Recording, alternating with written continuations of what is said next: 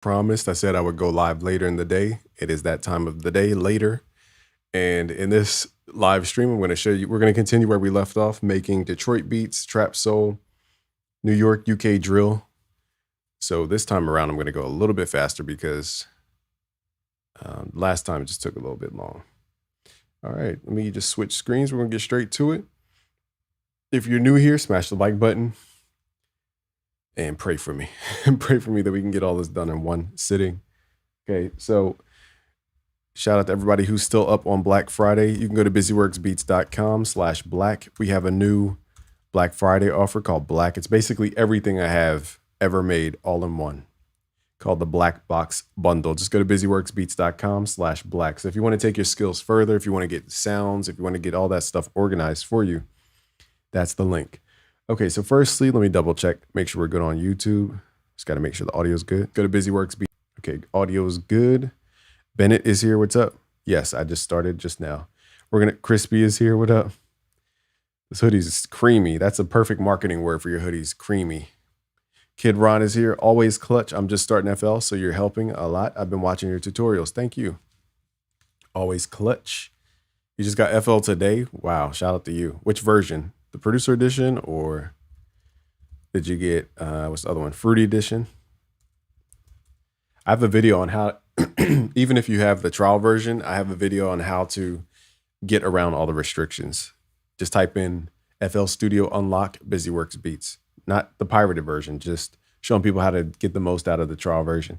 Just downloaded the Lunch 77 kits and have no idea where to start. All right, we're going to use some Lunch 77 kits today. Let's start with Detroit sounds. So firstly, Detroit comes down to the resonance bass, and it's a danceable BPM. So we're at 108 BPM. It's very upbeat. Okay, so 108 plus. You got the producer edition. Good choice. That's the best one to get for the money. Okay, and we need the resonance bass. So this is the pack by E Trizzle. Go to synth bass and go to Detroit bass. Here's a preset in GMS. Let me see what this one sounds like. Hold on. Crank this up. It's a little quiet. I think the more resonance, the better. Let me drop this octave lower. My GMS screen doesn't like let me click around. I don't even know how to get to the main screen. Here we go. Oh, I forgot I'm locked to a scale. Let me turn that off. All right. It's pretty good for GMS. We got Mimi Music. I'm right here. Let's record this. Notes and automation. 1, 2, 3, 4. So it's that tresillo. 2. Let's do another tresillo. Let's do the half step.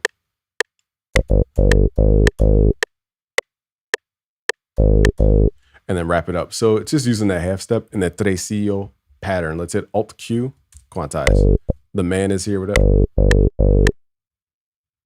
Let's add this to the playlist. Okay, now some Detroit music, they sample like classic hits. So I'm trying to think of a classic we could sample.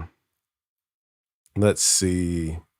What do you mean what happened? Do I have to prove to you my stats? Is that what you want to see? Go to Social Blade, look up BusyWorks Beats. We're getting the most views per month in the longest time ever. Go check the stats. Go to samples. You can find these samples in our Discord. Go to discord.gg/BusyWorksBeats. Let's look up a sample. Let's go to, I think I have Anita Baker. Yeah, I do. Let's sample some Anita Baker. Once upon a time. All right, let's open up Serato Sample. We're going to drag this in because Serato Sample will time stretch it for us. Mimi Music said, I commented a long time ago that it's unfortunate you've been getting so little views in the last few months. All right, since you are one of those, I don't want to hurt people's feelings. So let me just shut this kid up so he can get his stats and move on. For all those who are wondering, we're getting 2.1 million views a month. I have 5,000 videos. If one video gets 1,000 views, it does not mean my channel is just going to crap. It's because I have 5,000 videos doing whatever they do every single day. If you look at the analytics, here's the analytics. If you don't believe me, go to Social Blade. 2.1 million views. This is not the flex. This is to show you people that you don't know what you're talking about. 6.6 thousand subscribers. Last month we had 60,000. I had 2 viral shorts. So what are you talking about? Like, you're just misinformed, and you probably came from one of those other folks who don't know what they're talking about. And it's unfortunate because they're lying to you. So here's the stats. 23 million views in the last 365 days, 170 something thousand subscribers. That's pretty darn active. Thank God for YouTube and Google. So that was to hush that little boy. All right, so let's open up Serato sample. We got a sample. Let's load up Anita Baker, Been So Long. The man is here, took a break from making beats, but the new FL update released or reeled me back in. Yeah, I would use the stem separator, but compared to Serato sample, it's not as good. Okay, let's add this in.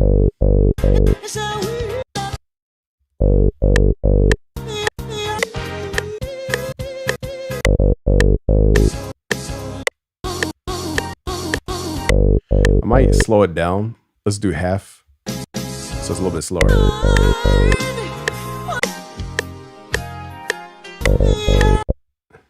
You said, I saw that a few months ago, but I don't know. It's like weird seeing 1 million subs, but 1K views per video. It's because it's a search-based channel. And let me quickly say this so that I can clear up the air. Our channel is not entertainment-based. So if you're referring to like a Weaver Beats, those channels, they get a lot of views right away, and then it never gets views after that. It just peaks and dies out. That's called entertainment-based channels. Like Curtis King's channel, a lot of views, it's going to die out over time because they're not going for search terms. They're going for trends and they're going for hot topics. And the problem with hot topics and trends, they don't last. So my channel is different. I'll make a video on how to mix a snare drum. 2 people might watch it today. In 2 years, 50,000 people are going to watch it. If you do the stats on my videos, on average, every video gets about 37,000 views over its lifetime. So that's pretty significant, but it just happens over time. So that's the difference between my channel, which is a search-based channel, and then the other guys like Ed Talenti, Simon Servita, Jay Cactus, all them, they have entertainment channels, which is 2 different ways to do YouTube. But there's a reason why, if you, not to take us on a sidetrack, actually on vidIQ, it used to, let me see if I could do something real quick. I just want to educate people on the business side of YouTube real quick. If y'all don't mind. If y'all don't care, I'll shut up. But I'm just showing everybody who watches the videos. You want to go for search traffic because searching will always exist. Entertainment will not always exist. Let me find a different website. So here's a great example. So if you're ever on YouTube, let me give you some quick gems if you want to study people. So let's look up Curtis King, for example, since he's been talking spicy. Okay, Curtis King has 500,000 views in the month, up 8%, and 3,000 subscribers, which is 50% higher than normal. He says his channel earns about 1.8 thousand. Divide this number by 2, and that's his real earnings. So he gets $900 a month for his channel. Master Keith. Okay, let's do any YouTuber you want. Let's do Weaver Beats. I'll even do Jay Cactus. Shout out to Jay Cactus. Shout out to Simon Servita. And who else? Ed Talenti. Okay, Weaver Beats may get 30,000 views on one video, but if he does 4 videos a month and, doesn't get any more search after that. So here he gets 285,000 views per the month, which is 1/10 of what we get at BusyWorks Beats, and then 1.6 thousand subscribers. And divide this number by 2, that's how much he gets per month for his channel. I'm not bashing anybody. I'm just letting you know the reality of this stuff. So he gets about $550 from YouTube. Let's look up, who else? Ed Talenti, you guys said? He just had a child, so shout out to Ed Talenti. Ed Talenti gets 100,000 views a month. Again, you could divide that by 2, and then he's netting about 1,000 subscribers. Kyle Beats, great choice. I think it's Kyle Beats TV on here. Kyle Beats TV. Kyle Beats, shout out to Kyle Beats. It says he's getting 1.175 million views. It says 4.7, so divide that by 2, so it's 2.5 about thousand, and then 5,000 subscribers a month. Okay, I'll even do Ben Jordan and all the people who are talking crap against BusyWorks Beats. Okay, so he gets 1 million views a month. Divide this by 2, he gets about 2 grand per month, and then 8K subscribers, which is good growth. Anything above 4K subscribers is good growth. J Cactus, let's do J Cactus. Did you buy any Google stocks? I wish. My friend told me to buy Bitcoin when it was 10,000. And I thought you had to buy the whole Bitcoin. I was like, I don't know if I want to risk 10,000 on some just thing that my video editor told me. Turns out Bitcoin blows up 6x. I could have probably, if I would have known the future, I would have definitely dumped all of my earnings into Bitcoin, but I didn't know any better. I was confused back then. All right, so J Cactus, oh, this is the wrong channel. Hold up. All right, so apparently it's a beat channel. So this is J Cactus's channel, 500,000 views, 2.2. So again, divide that by 2, and then 3,000 subscribers in a month. Eliminate or Bishu. I think, wait, Bishu Music. I see Bishu's face on my homepage. All right, so Bishu says he gets 600,000 views in the month, 3,000 subscribers in a month, and then again, divide this by 2, 1.2 thousand a month for his channel. Eliminate,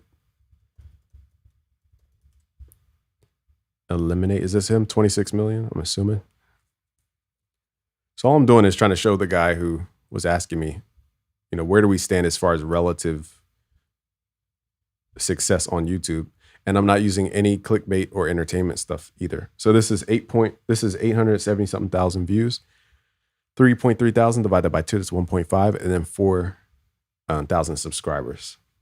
And if you go to BusyWorks Beats, we're getting 2.2 million views in the month. 8.8, divide that by 2. Let's see if that's accurate. Let me go to my dashboard real quick. This is not a flex. For people who just joined in, I'm answering a question by Mimi Beats. He said, what happened to the channel? You only get 1,000 views a video. So I'm showing him how YouTube actually works.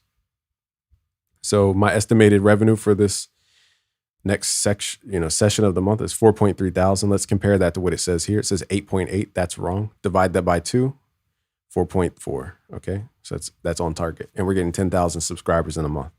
So if you look at the actual stats of BusyWorks Beats, the channel is doing very well. So I just want people to kill the narrative that the channel's dying. That's like the complete opposite of what's happening.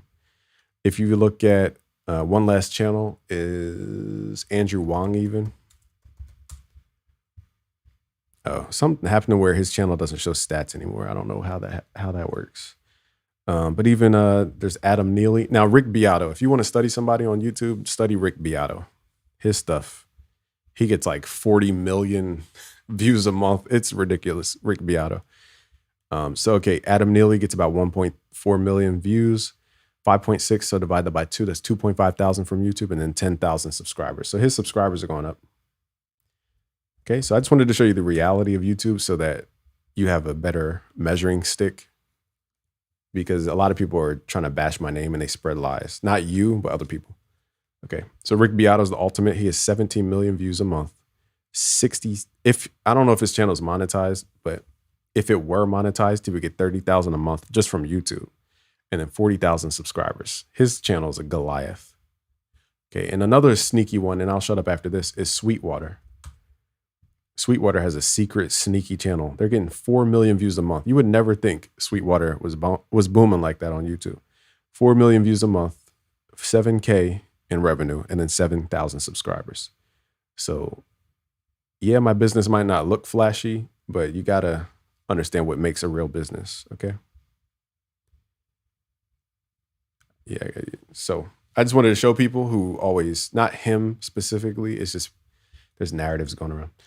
Without further ado, let's make this Detroit beat. I want to thank everybody for getting in here. Master Keith, Lit Up is here. We got Zenith in here. We got Body. I'm pretty new to beat making. What kind of beats do you recommend I try to make when starting out?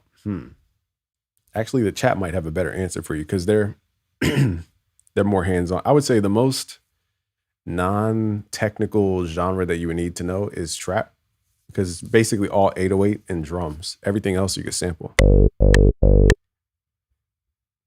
We got Storm Chaser, Glow. What up? Australian is here. Kid Ron is here. What up?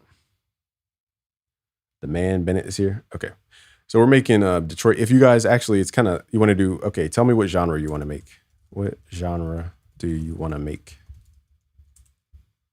If it's a genre that I haven't made in a while, I might be a little rusty, but at least you'll get the concepts. Jersey Club, that's difficult for a beginner. It's all good. I'm just addressing the narratives that go out there. Do you give online lessons and how much? We have group coaching.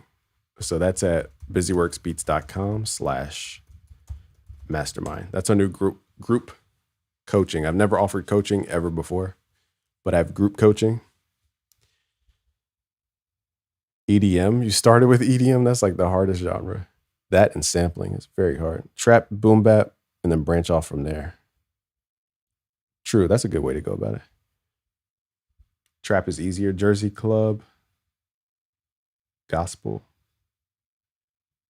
All right, let me know, because you guys are different viewers than we had earlier. Earlier, they wanted me to do Detroit beats, trap, soul, New York, and UK drill. But if y'all don't care about those genres, I'm not going to make it for you. I'll make whatever you guys want to make today. So let me know in the comments. Gospel. We can make some gospel chords while we wait. R&B. Y'all like R&B that much? Okay. Well, outside of real instrumentation, which is the reason a lot of people don't get that R&B sound, because again, R&B is live drums, live person on the piano, live singer. So it's a lot of recording more than it is program MIDI. But I'll give you some keys to the R&B sound for sure. If you listen to boom bap, start with slower BPMs. That's a good point, because then you can make the music and learn a little bit slower. R&B. Stomp drill. What the heck is stomp drill? Is that a new like gospel drill? That'd be crazy. Stomp your feet. R&B. All right, so I'm seeing R&B so far. We'll start there. I mean, the thing is, like, know that I know a lot of stuff about music production. Is like I don't even need to see your videos or anything, but I still keep coming back for the vibe. Thank you. Yeah, it's a lot. It's just chilling. We're just chilling. Pulse Fire Kebab. I think too, like for people who, what happens is in our music production journey is we think we know everything, and then we go about life, and then we're like wondering why we're not growing. It's because we don't truly know everything. And once we start to seek the answers again, we're like, wow, I knew nothing at all.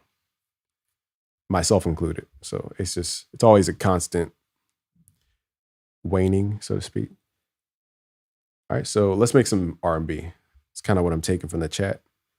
Hyperpop. We'll do like R&B hyperpop. How about that?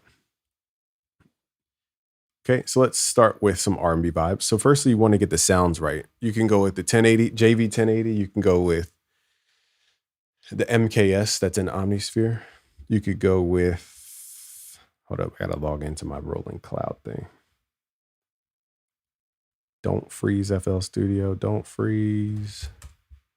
Don't you freeze on me, dog. I think I deleted something by accident from Roland, and I got to keep logging into this stupid thing. What up, West with the mess? Trap Soul.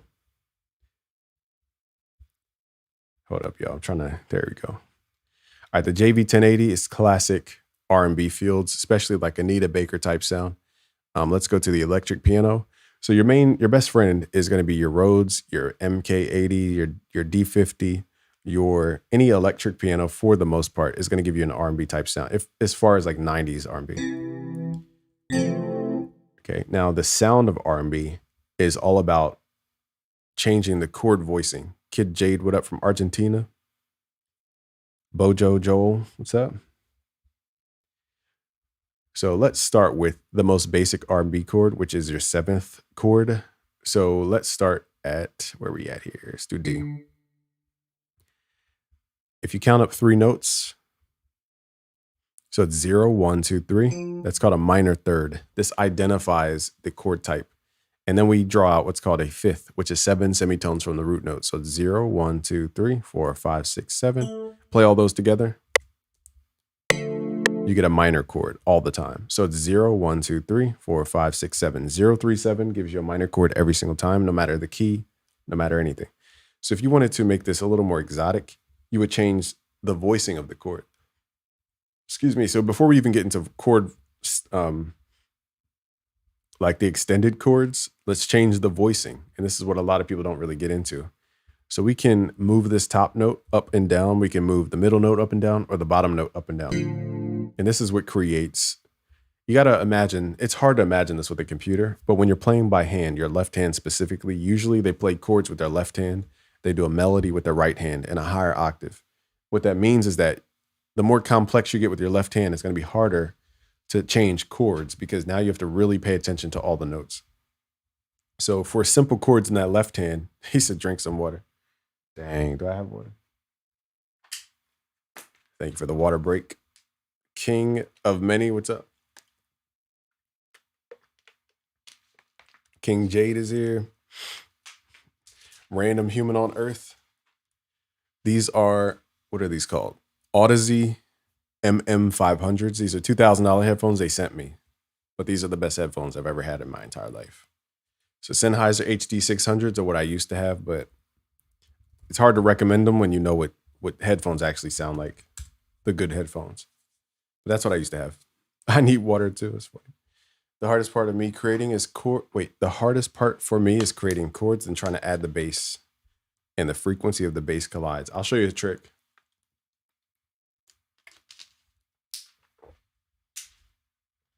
All right, so firstly, let's write triads.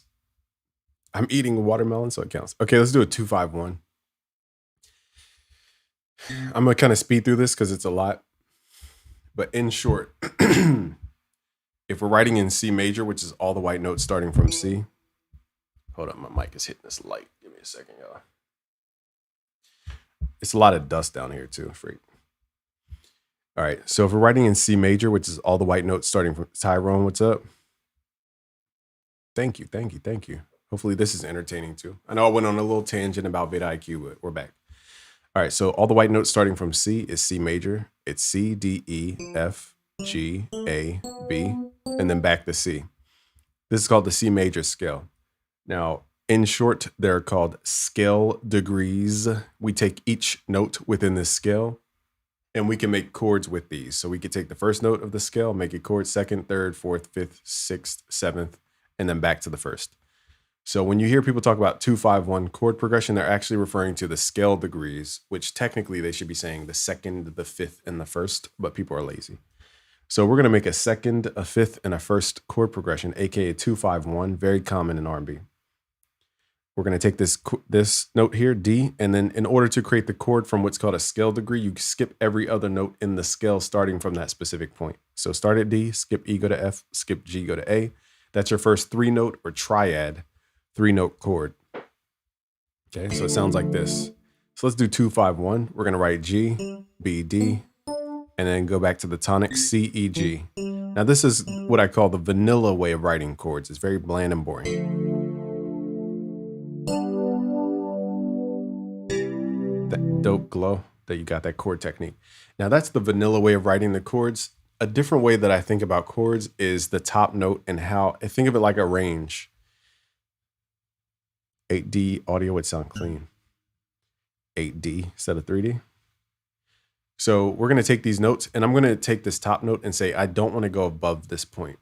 Now, in short, whenever notes move downward, you get a melancholy or a sad feeling. When your notes go upward, it's perceived as happiness. So in short, I'm taking these top notes and I'm going to make them go down. So I'm going to take these top 2 notes, hit control down, so they're below the G, so that the G is the top note. And this is going to automatically give me a more soulful sound because the notes aren't going above a certain point. So that's how I think about inverting notes, is more about, are they above a certain point? You ever made beats after a lit night out? I used to go out in college. I'm 32 now. Back in college when I was 22, 10 years ago. Did I make beats after that? I'm trying to think. I don't think I've ever made beats inebriated, if that's the word. I don't think I've ever done that. But when we would freestyle before going out, you could feel the beat a little bit more when you were like under the influence. But I don't recommend doing that.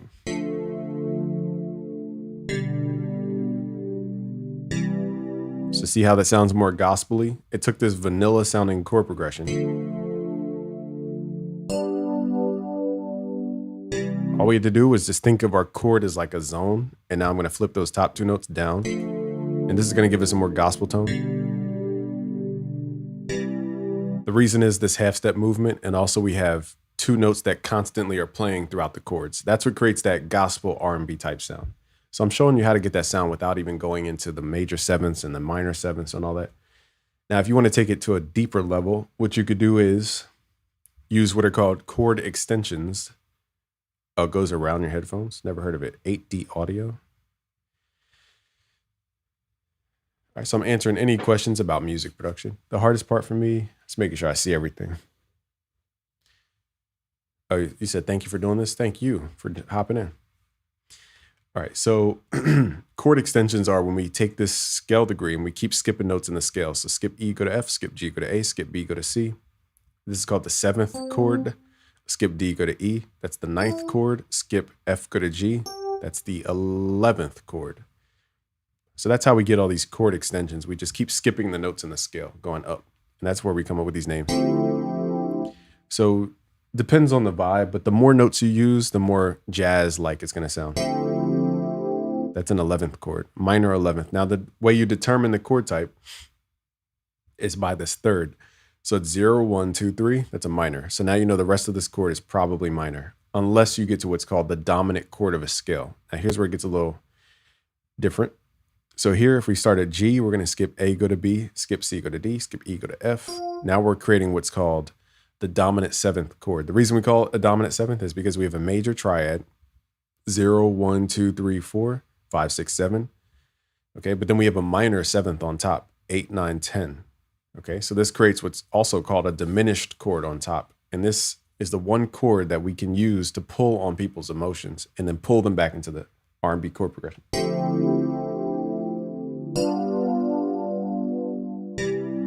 Now again, we're going to revoice this. I'll show you a technique. So let's make this the 9th extension. So skip G, go to A, just adding more notes. And let's lastly make this C major 9th by just skipping all the notes in the scale, starting at C. So C, skip E, D, go to E, skip F, go to G, skip A, go to B, skip C, go to D.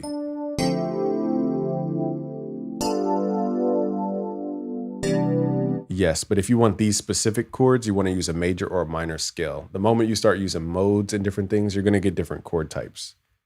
They don't create the same chord types using the 2nd, the 5th, and the 1st. So we're talking about major and minor scales in this case.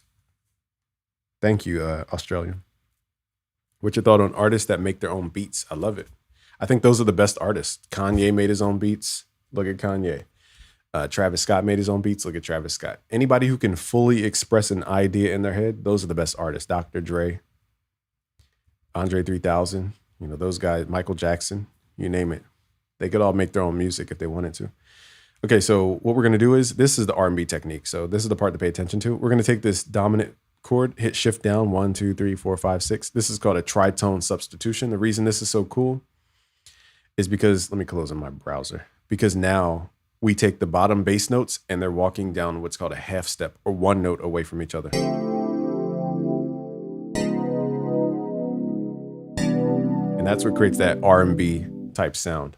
Now I'm going to show you a more advanced technique, which is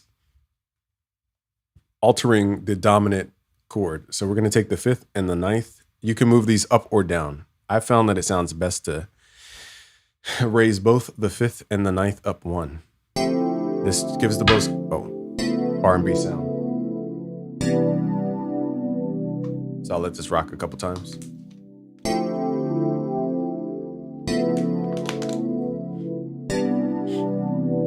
Now another R&B technique is to make this top note continuously play. So in this case, we have E, but we just got to move it up an octave.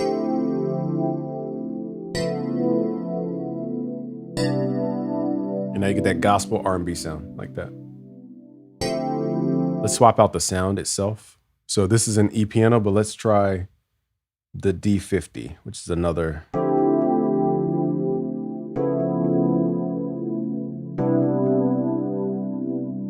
Okay, another technique is simply changing your key. So most of us write, in C major, A natural minor. What if we hit shift down and change the key?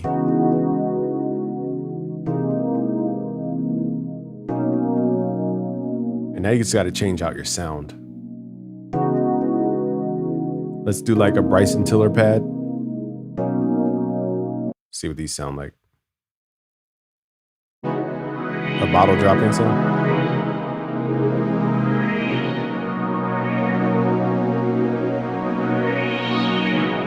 It's a pretty cool sound.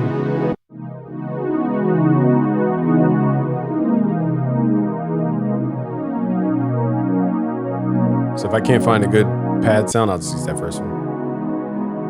Synthwave, yeah, synthwave is heavy on these ninth chords.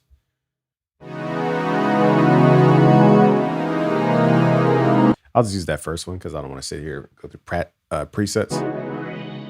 Okay, so that's how you build R&B chords. Now if you want to evolve it into trap soul, it's all about the tempo and it's about really the bass line. So somebody asked earlier, forgive me for not memorizing who it was exactly, but how to write a bass with chords, they always clash. So here's a solution for you. Let's open up the bass sound. Let's open up like a Prophet synth, Prophet 5. And what we'll do is we'll take the bottom note of the chord and we'll put it into the bass. So let's go into our piano roll here. Take these bottom 3 notes, hit Control X to cut it, and then go into your bass, hit Control V. When you think about music this way, it also makes it easier because in short, if you change the bass note of a chord, you change the identity of the chord. If I play C major with my right hand and then I play an A in the bass, I'm actually playing A minor 7th. If I play C in my right hand, C, E, G, and then I play C in the bass, then it's C major. So depending on the bass note, you can change the way we perceive a chord. Who's more at fault? For everything sounding the same? I think it's more of the system, the streaming system and the marketing that makes everything seem like everything sounds the same. But when we go to your song feedbacks, for example, we have a lot of styles. It's just those are not the people on the forefront of the music apps and stuff. So I would say the actual culprit is not the artists and producers. It's the marketing people. It's the people who put this stuff in front of everybody else. Because we did song feedback earlier if you want evidence, and we had a lot of people in there and a lot of the songs sounded very different. Have you ever thought about doing a class in music production where it's like an online Zoom call weekly where people pay to learn and get the instant criticism? Yeah, I actually do it. It's in our music producer mastermind. Now, I don't force people to show up. Some people just want access to the vault, but I do have group coaching. Just go to busyworksbeats.com/mastermind. Okay, so now if we go to the song mode, and let me pick a bass in this Prophet. So now the Prophet is playing that low note. And remember, the bass determines how the chord is perceived. Mark Cunningham, what's up? So I would have to remove the bass notes in my chords and use that as a bass. It's an easier way, I think, to do it. To think about, when I'm ever struggling with bass, it's because I don't realize that in classic arrangements, like if you're writing with an orchestra, for example, they'll have the tuba play the low notes because that's all it can play. They'll have the trumpet do the middle notes. That's all it can play. They'll have the violas play the super high notes because that's all it can play. But the difference is in our DAW, we have synthesizers and sampled instruments that can play every note. But in reality, a violin cannot play bass notes. It can't play certain notes. So what I'm saying is that when we think about it like we're arranging an orchestra, it makes sense to limit an instrument per what's called the critical band. So there are 3 critical bands. You have the low critical band, you have the mid critical band, and you have the high critical band. That sounds simple, but when you think about just dedicating one instrument to each band, it makes sound selection a lot easier, as well as splitting up the notes for your performance. So that's how I think about music. I just think about it in zones, and that's what helped me with my chords and stuff. Okay, so here's the bass. Now this bass is a little low, so we're gonna pull it up only because it's programmed to play a low frequency. Let's pull this back up to 0 semitones here. All right, so that's in the synth. Here we go.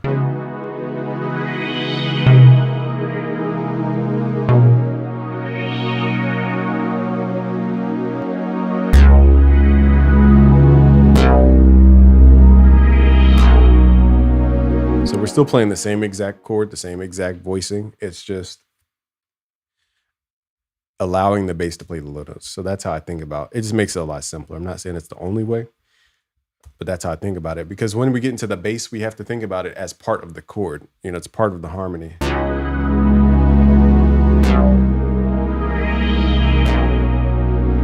So another thing you could do if you're trying to do like trap soul is add octave jumps. This is like the super most simple way to go about it. And this is what Bryson Tiller did.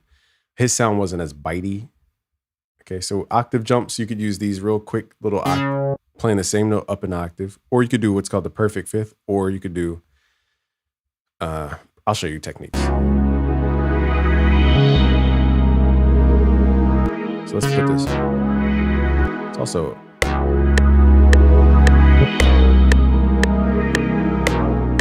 up the BPM a little bit.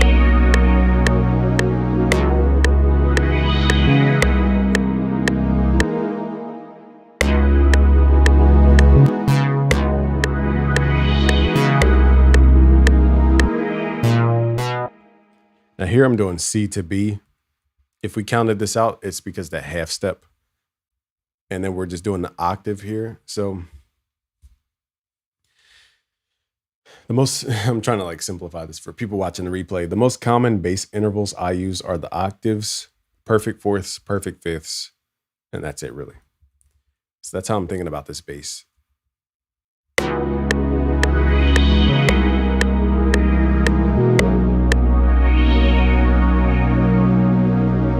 Bryson Tiller's music is a little more filtered than this. Okay, so let's just cut out some of the highs. The highs are a little bitey. Again, sound selection is the key, but I'm being like quick about it. So let's shave off some of the highs. Thank you, Zenith. You came with a super dope dance track. You know, I'm willing to learn from your genres too.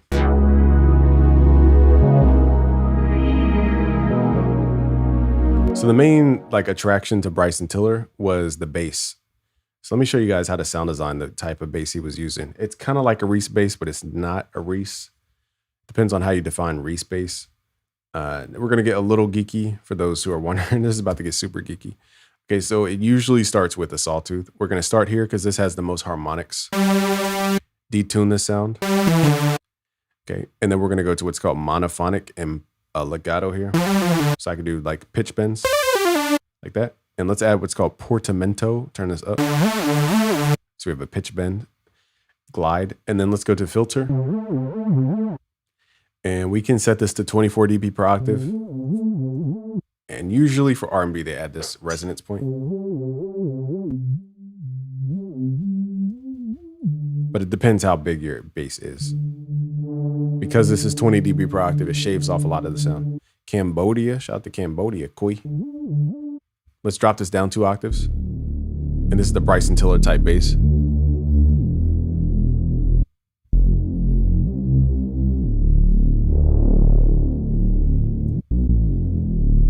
Okay, now you can also, I'm trying to think of a quick way to do this. You can also give it like a quick decay. So let's add the envelope over the cutoff. Pull the range down to where it's very small. So it's like opens up for like a second and comes back down. That helps people understand the transient of the sound. Beefy's here, what up? Okay, so that's the like typical Reese bass sound. But Bryson's sound was like a little more creamy and it grabbed your ear. Presets, use them, but I also do a little bit of sound design.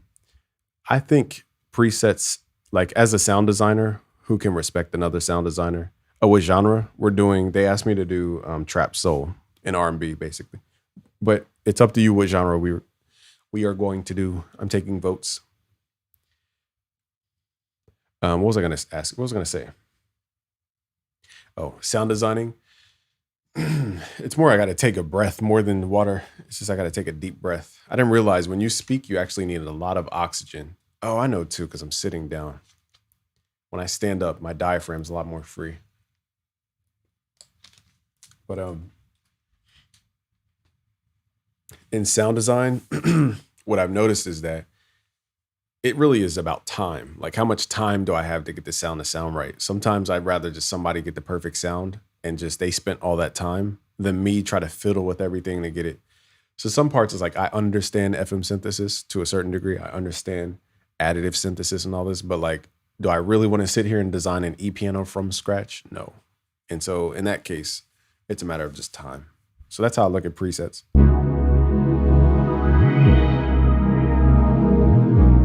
So if you want a little bite, like a little something to your sound, you could add what's called FM synthesis. We're going to add oscillator B, turn the level down so you don't hear it.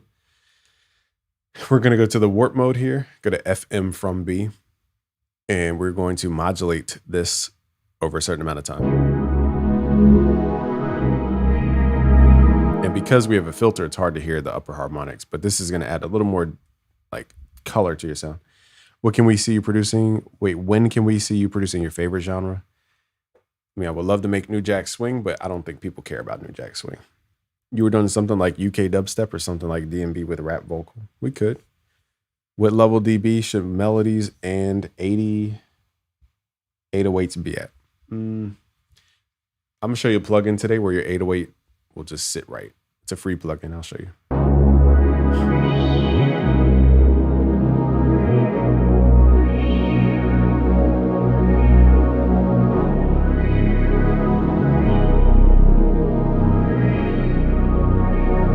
So in this case, to hear the bass come out a little bit more, I would turn down the pad because people want to be attracted to the bass. Also, Bryson Tiller's sound was very truncated. So he would play a note like, and then let it go. And that's what gave it that sound. This is a pretty low octave, so this.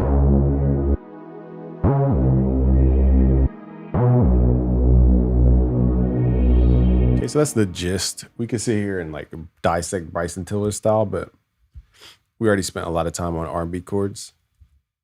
So that's the music theory behind it. That's the chord structure. That's the bass type. All right, so you guys get to vote on the next genre. Next genre, let's get a little quick, what do you call it? Synopsis. That's not the right word. Census. Quick consensus. That's the word. Synopsis. What am I talking about? Let's get a quick consensus about the next genre. How many folks are up in this piece? We have 87 people here. Holy crap.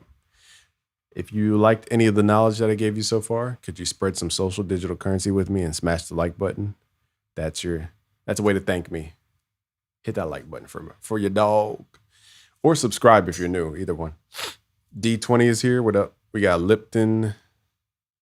We got Lipton here. I don't know how to pronounce the rest. We have foreigners up in here. We got Australians. He said, I'm very grateful. I get to watch this live. Your wealth of knowledge. Thank you. You're the energy behind this show. What was, New Jack Swing. Yeah, sure. I'm not a pro at it, but I can get kind of there. There are some old heads in here that would vibe with some New Jack Swing. I mean, you guys get the vote. So this is for those who don't know what New Jack Swing is, let me pull up some quick examples. Actually, if you love Grand Theft Auto San Andreas, CSR Radio was like nothing but New Jack Swing. I just fell in love with the genre. I never heard it in my life until Grand Theft Auto San Andreas. So thank God for Grand Theft Auto because I would have never found this genre. I'm going to see if we could play a track or two. Hopefully it doesn't mess nothing up. I'm definitely not going to play Bobby Brown. Let's skip to maybe, what's the one? Groove Me. Oh, yeah. This is the one that even if you don't know what New Jack Swing is, I got to at least play this a little bit. Let these ads play real quick. You said Breakbeat, Metro Boomin Beats, Bedroom Pop. Never heard of that one. Metro Boomin. What is C Noise? Never heard of that. Redo ODB. Oh, yeah. Just want to show them what New Jack Swing is.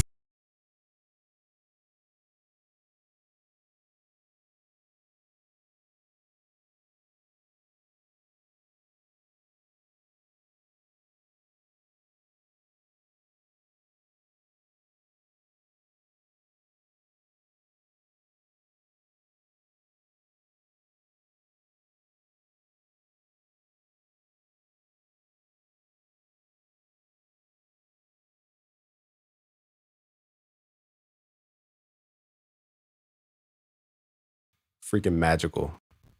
That man is magic. That man is a magician. He's not a producer. He's a magician. Drake type beats. Been watching for years. Thank you, D20. Dizvo says, how do I use samples properly? I always find that I can't find the correct root notes or it doesn't fit the timeline.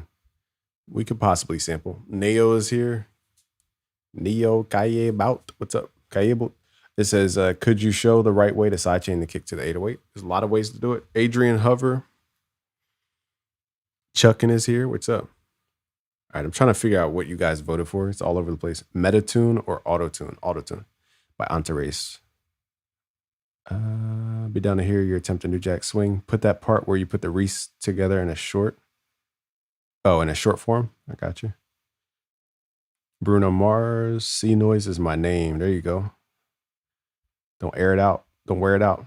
All right, so we're getting like New Jack Swing, funky soul, pop. Not really getting a consensus going. But I'll make New Jack Swing until we get bored. How about that? Let's open up a new project.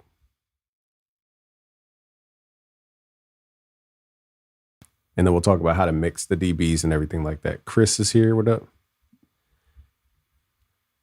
All right, so the key to New Jack Swing is the actual drum kits. And hold on one second. Where's the RVox when you need it? RVox. I have so many plugins, y'all. It's ridiculous. Let me see how many plugins I have because I just downloaded a bunch of free plugins. Here's a plugin company if you guys want some sauce. It's called Analog Obsession. Look up their Patreon.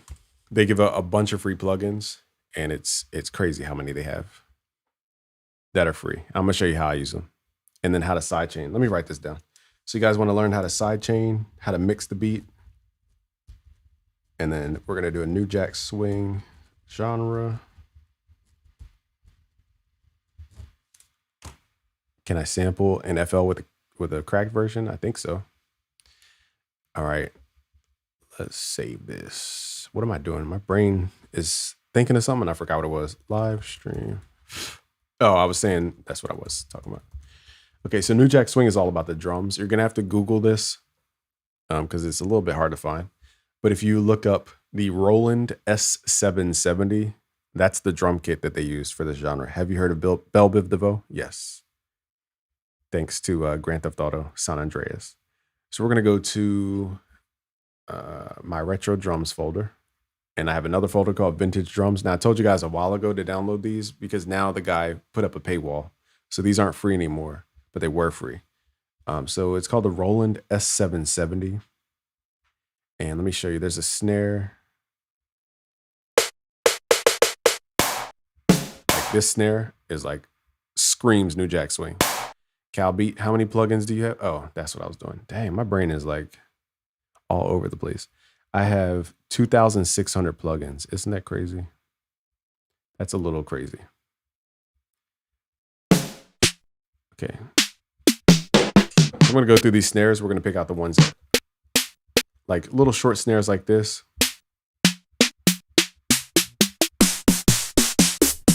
I feel like that meme where the old people are hitting a button and it's just snare drums. That's what I feel like. So in the 80s, they loved putting their snares through gated reverb, which is like that, and then it stops. This sounds kind of like a... They also use like 7 snares. Teddy Riley just went in. He had like 50 samples, 70 snares. There's one that like, I know for sure that, hold on, when I hear it, I'll know. So if you don't know, snares determine the genre of your music. What's up, Floody Boy? They want me to make New Jack Swing. And no, I'm not going to use the MJ kit. I knew you were going to say that. Use the MJ kits. We could, maybe if it fits. But here's the actual source sound, the Roland the Roland S770. How literally the drums sound like that. Here it is. This is the New Jack Swing snare. Wait, this is Poison. That girl is poison. Dun, dun, dun, dun. That's the snare right there. That's the Poison snare.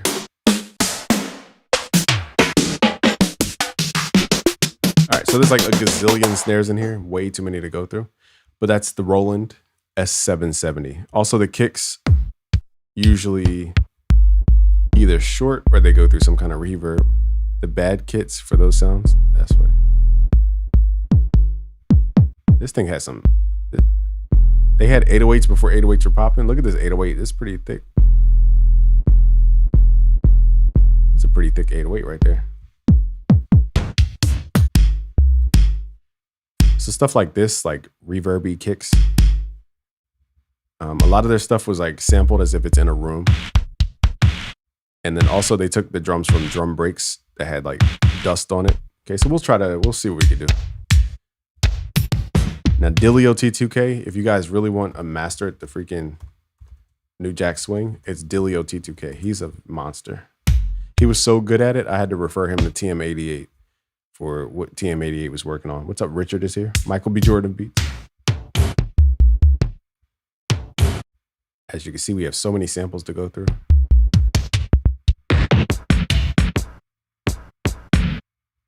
So again, more of these like sound effect type kicks are what they would use back then.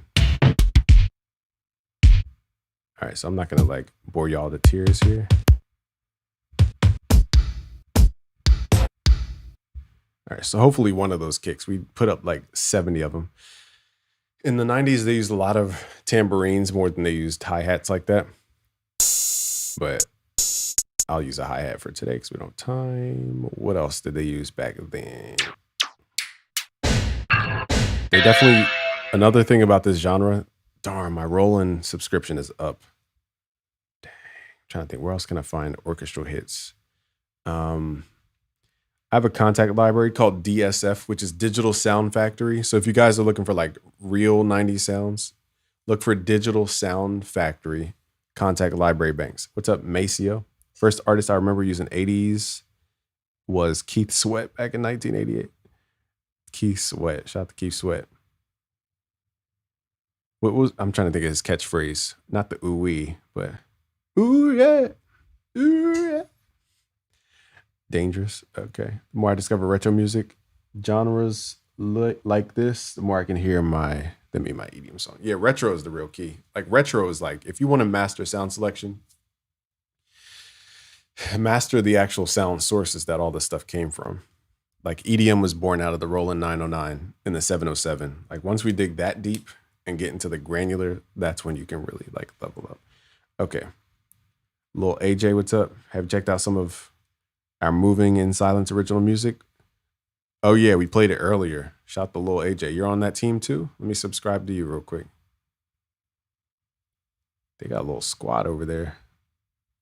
Shout out to Moving in Silence. Make some blood noise for Lil AJ. Shout out to you. There you go. You got a new subscriber. All right, I'm talking too much, so let me get straight to it. So the contact, there's something called the digital DSF, basically. Where is it at? Hold up.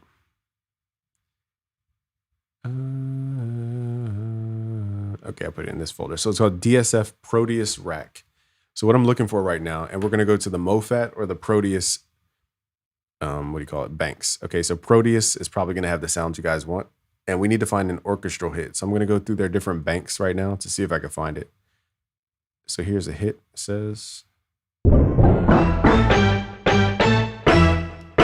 So that's like, sounds like Space Jam or something. So let me figure out which bank has hits in it.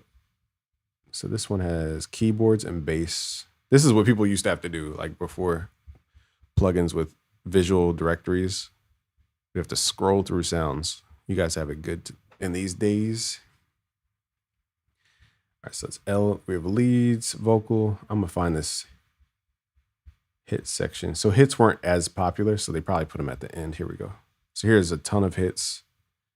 Let's see which ones give us a vibe. Now, I wish I had my pack. I think I moved it to my other hard drive, but I used to have a pack of just all the New Jack Swing orchestral hits. Like this is 90s. Yeah, that's super 90s. Feels like, okay, that's that. We want an orchestral hit. Yeah, it's a bass hit. This is big band.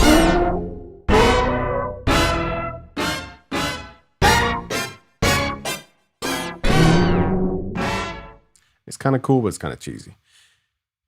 Kind of sound, you got to go to CLHGA.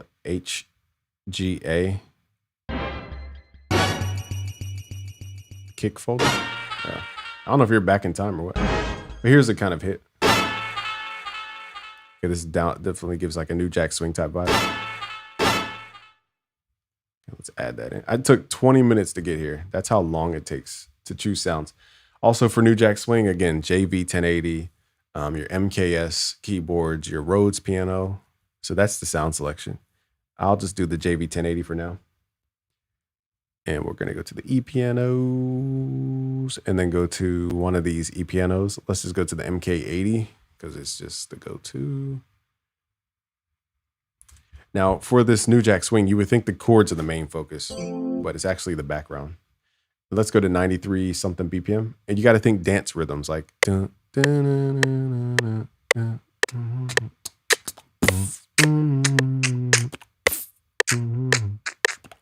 So 112 is the good BPM. Firstly, let's map out the drums, and then we'll get into all the music theory stuff. Rarely do I write my drums on the one pattern. But what's up, Gilmore? Brito from Brazil. Obrigado. Thank you for hopping in with us. From Brazil. Maceo. What time is it in Brazil? What, 10 p.m.? 10:30? Okay. The main key, I don't know if you guys can see it, but it's a swing knob up in the top right.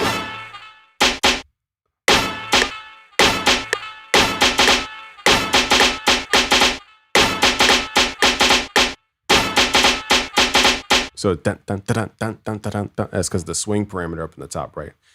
So that's the main sound. So you can swing your kicks or you can swing your snares.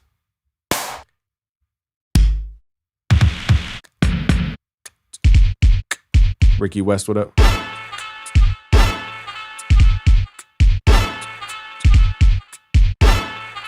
So let's spread these drums out a little bit.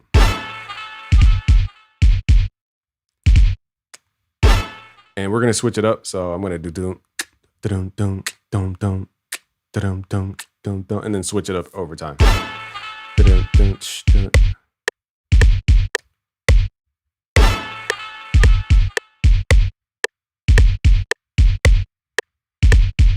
One, two, three, dun, dun. Okay, we're going to wrap it back. Is that the snare?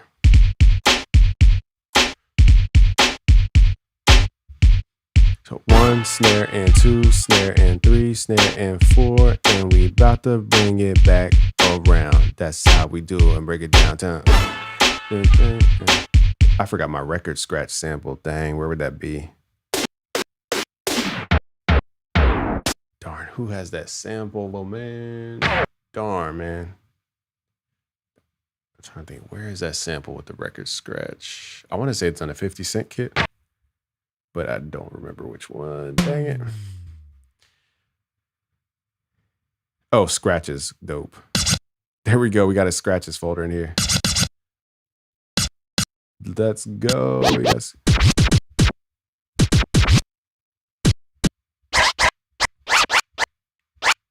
You could also add these for like little rhythmic.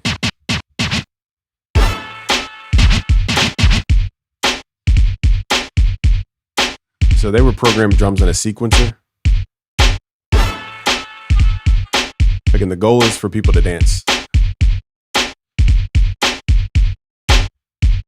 So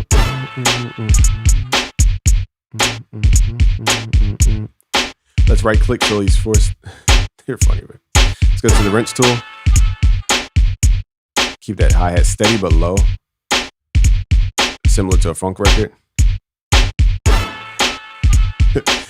Is it taking you back to high school prom? That's funny.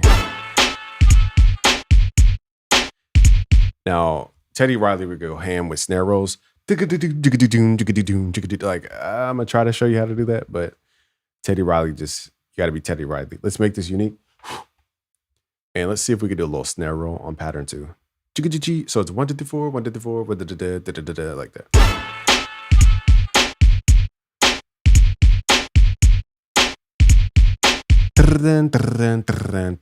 Let's see if we can do that. Let's see. 1, 2, 3, 4, 1, 2, 3, 4. So my brain is gonna probably blow up trying to do this. Or, never mind, I thought of a smarter way. Hit Alt-U, and then we're going to use chop. But the only problem is I don't want swing to mess with these snares. So what I'll do is I'll clone this. And let's say you want swing on other stuff. Ghost effects as a snare. That's great. We're going to go to the wrench tool, turn off the swing for this specific sound. So we can have swing for everything else. It just won't affect this sound. And let me go back to the rhythm that we had because it wasn't this. And then let's do jigga-jiggy, jigga-jiggy, jigga-jiggy. Now, you can also do this with tom drums. You don't have to do it with the snare drum. But Teddy Riley was like heavy on the snare. So, why is it still doing that? Hold up. Darn, we might have to go to half steps. We gotta really zoom in. Jigga-jiggy, jigga-jiggy, jigga-jiggy. My ear. Oh, 1, 2, 3, 4. Oh, you know what? It's in triplets. Never mind. Let's go to 1/3 beat. We're gonna 1/6 beat. This is so granular. Holy crap. Okay, so it's triplets. Now we learned something. It's triplets. Jigga-jiggy, jigga-jiggy. And just hit shift down to move this. You said, why is it that when you double click on a track on the playlist, it automatically takes you to the piano roll and not the channel rack?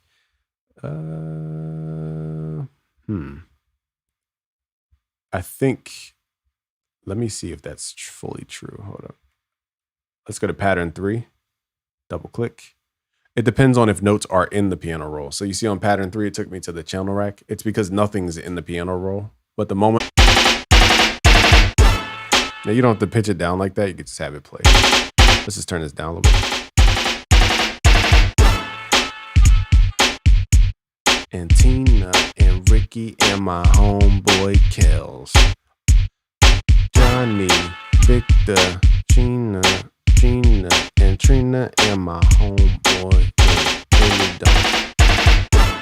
So now we need do do do do do. Now usually this is where the singing comes into play. Now I'm gonna hack this. Hopefully I'm not waking up my son. I think I woke him up. Hold up, y'all. Well, he's already up, so I guess I can't wake an already up baby, huh? But usually here's where you would add the vocal harmony.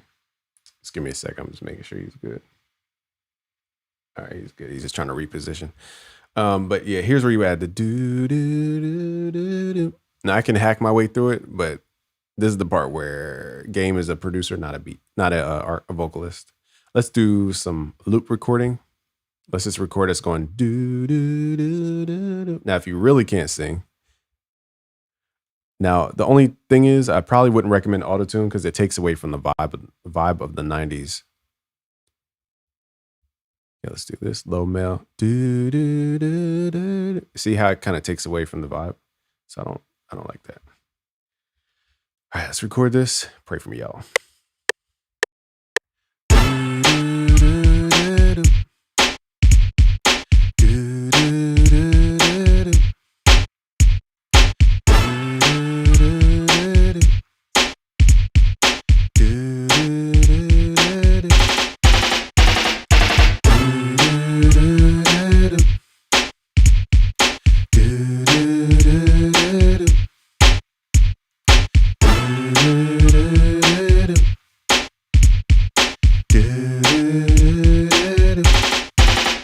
We could do like 18 stacks, but we're not doing all that. We not 3 stacks. Let's pan one left, pan one right. We're being super ghetto with the harmonies right now.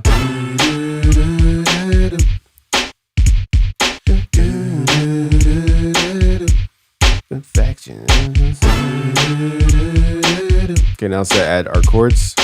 1, 2, 3, and so let's do. Okay, so I want this.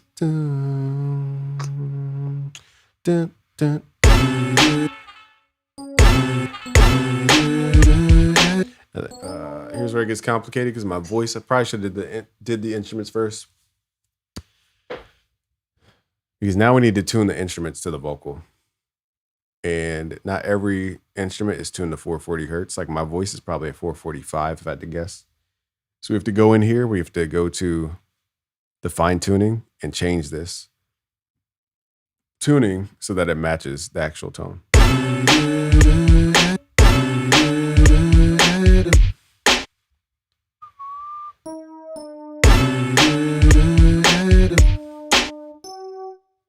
Okay, now let's reverse engineer these chords. I'm going to assume these are minor chords, so we're going to move quicker here. Let's assume they're minor 11th with C sharp at the top.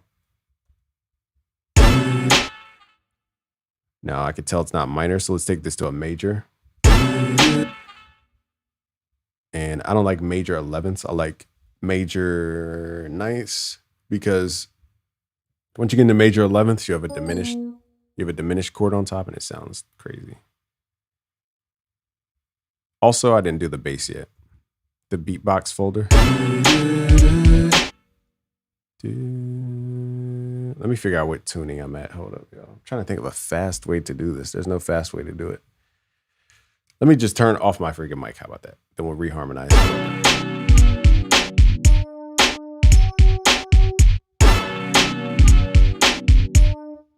Okay, we're gonna copy the chord type. Just assuming it's a minor chord. Now we did major in this case. Now we're going upward too. That creates a happiness vibe.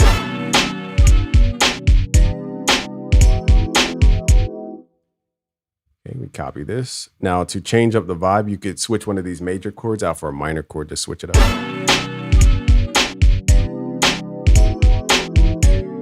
Like right there, I switched it up. Now here, I'm gonna make sure we play D and play these notes. We're gonna revoice this chord. I'm gonna move a little bit quicker here because my brain has to work at light speed. Teddy Riley used the voice box. Talk box. That's D sharp, effing it up.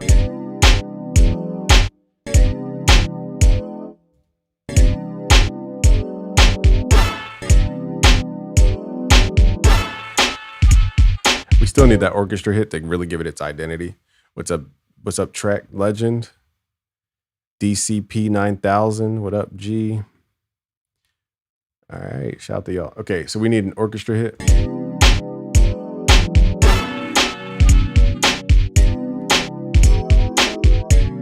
But also to change the sample.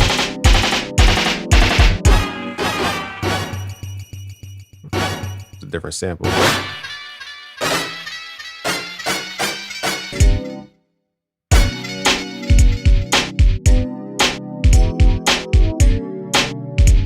The hi-hat's kind of taken away from the groove a little bit. I'm gonna turn it down.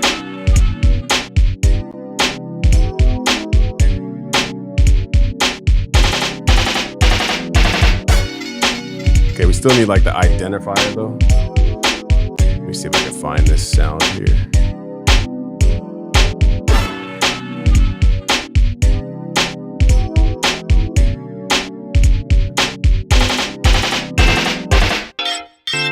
Something, hit the keys. You've been grinding all day. I see. I watched a little of the West Coast Beat stream earlier. Thank you.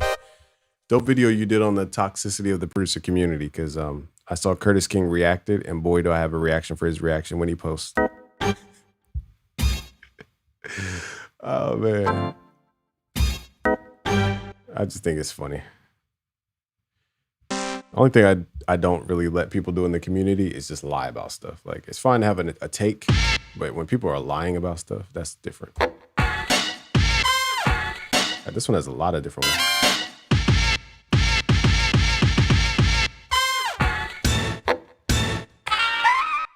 Oh, that's dope. This is the Bad Boy Octane. What's that one with? Dun, dun, dun. Dun, dun, dun, dun, dun, dun, dun, dun, dun, dun. So all these came from the Proteus. Sweet Pea is here. Darn, I can't find the New Jack Swing hit. It's a very specific orchestral hit. Let me skim around, see if I could kind of eyeball it. Work. This might be it, but hopefully James Brown sample. Could be. This is kind of close, but it's not it. It's such a specific sound. When you hear it, you'll know. But there's so many sounds to go through. We're just gonna skip. Wait, there's one called String Hits. Let's hope this is it right here. He said, we got to do better. I don't be beefing with no one. I'm too old for that. There's room out here for all of us in the community to eat. I agree. It's just a lot of, when people slander my name and spread misinformation, they got to pay for that. That's not free. Not you, I'm talking about other people. We protect our name over here. All right, let me see. Organ hits. Dang, yo, I can't find the hit, and I should have had it, but it's on my other hard drive. So we'll just use this one.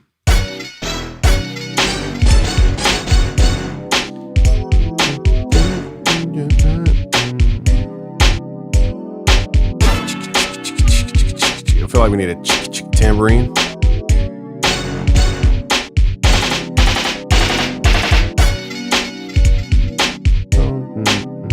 The chords are also a little jazz sounding, so let me do something real quick.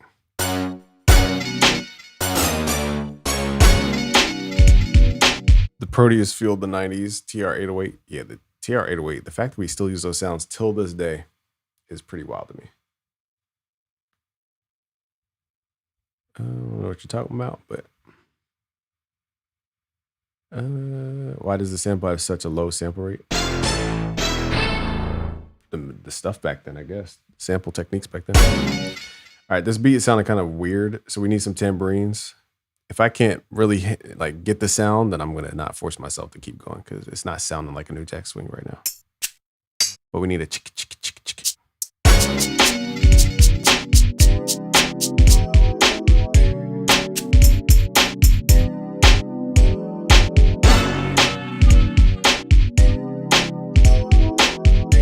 Got the orchestra kit hit and everything.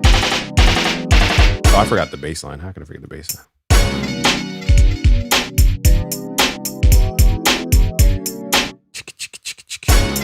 So here's a little tip. If you let's say you want to call and response, you can paste like the same rhythm in something and then hit, where is it at? Hold on, one of these. Wait, I'm gonna figure out the shortcut for it. No, I moved everything. Hold up. Maybe they changed it. I thought it was Shift or Alt. Maybe they changed it. Never mind.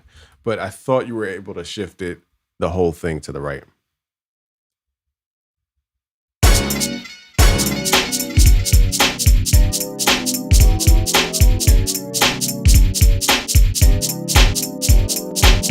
I think it's the chords are not vibing. This is making me sweat, and I'm not Keith, so I might just dump this whole song.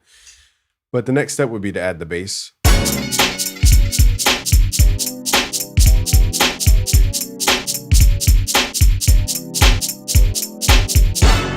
Just give me the nervous sweat. I'm sweating over here trying to do a New Jack Swing.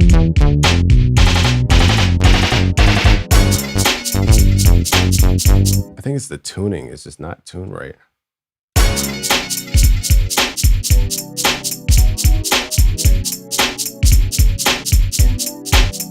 So don't mind my hacked up freaking New Jack Swing beat right now. Don't judge me.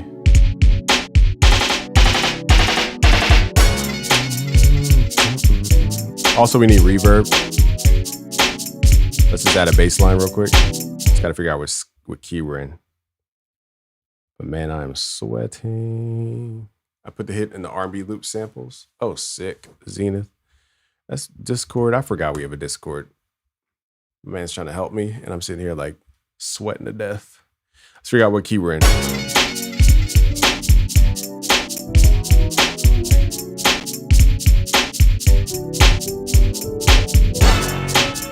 We're in B minor. Okay, so I'm going to set this, right click, go to B, and let's go to minor or minor natural or minor pentatonic if you want to do like bass stuff and you don't want to be out of key. Okay, so now I can use my typing keyboard and play some bass. Let's hack our way through this real quick.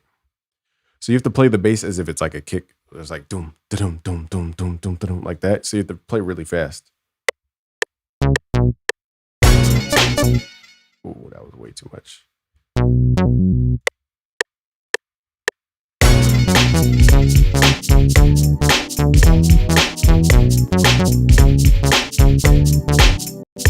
Oh my gosh, Discord popped up when I was recording. Freaking effed up my MIDI. Darn it, Discord. I gotta do it again. Discord was hating on me. Not Telegram. Move Telegram. All right, hold up, y'all. I'm gonna find his loop. There are so many people live in our Discord. If you don't have Discord, hop in our Discord. Look how many people are live right now. You could be cooking up with them right now. It's basically a virtual studio. That's the Discord if you guys want to cook up with them. You put it in the R&B loops. Okay, R&B loops. Let's see if this is the same one. Sounds close. Thank you, firstly, for the sample. My man put it on loop. Close. That sounds cool. I can't think of what the exact. It was so specific. It took me like a week to find it, but I moved it on another hard drive. Okay.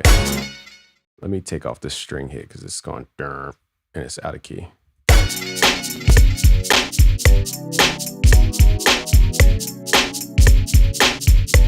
Then we'll move to a different genre because this is like, again, making me sweat, y'all. Shouldn't be sweating right now. 3, 4. Darn, I gotta do it again.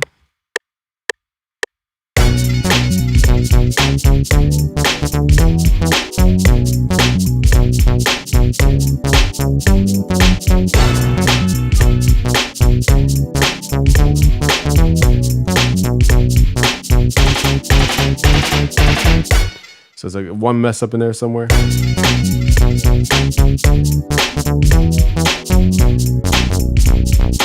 Right there, that's the mess up. So disregard my sloppy playing. That's the last step. Add the bass, and then you need reverb on your stuff.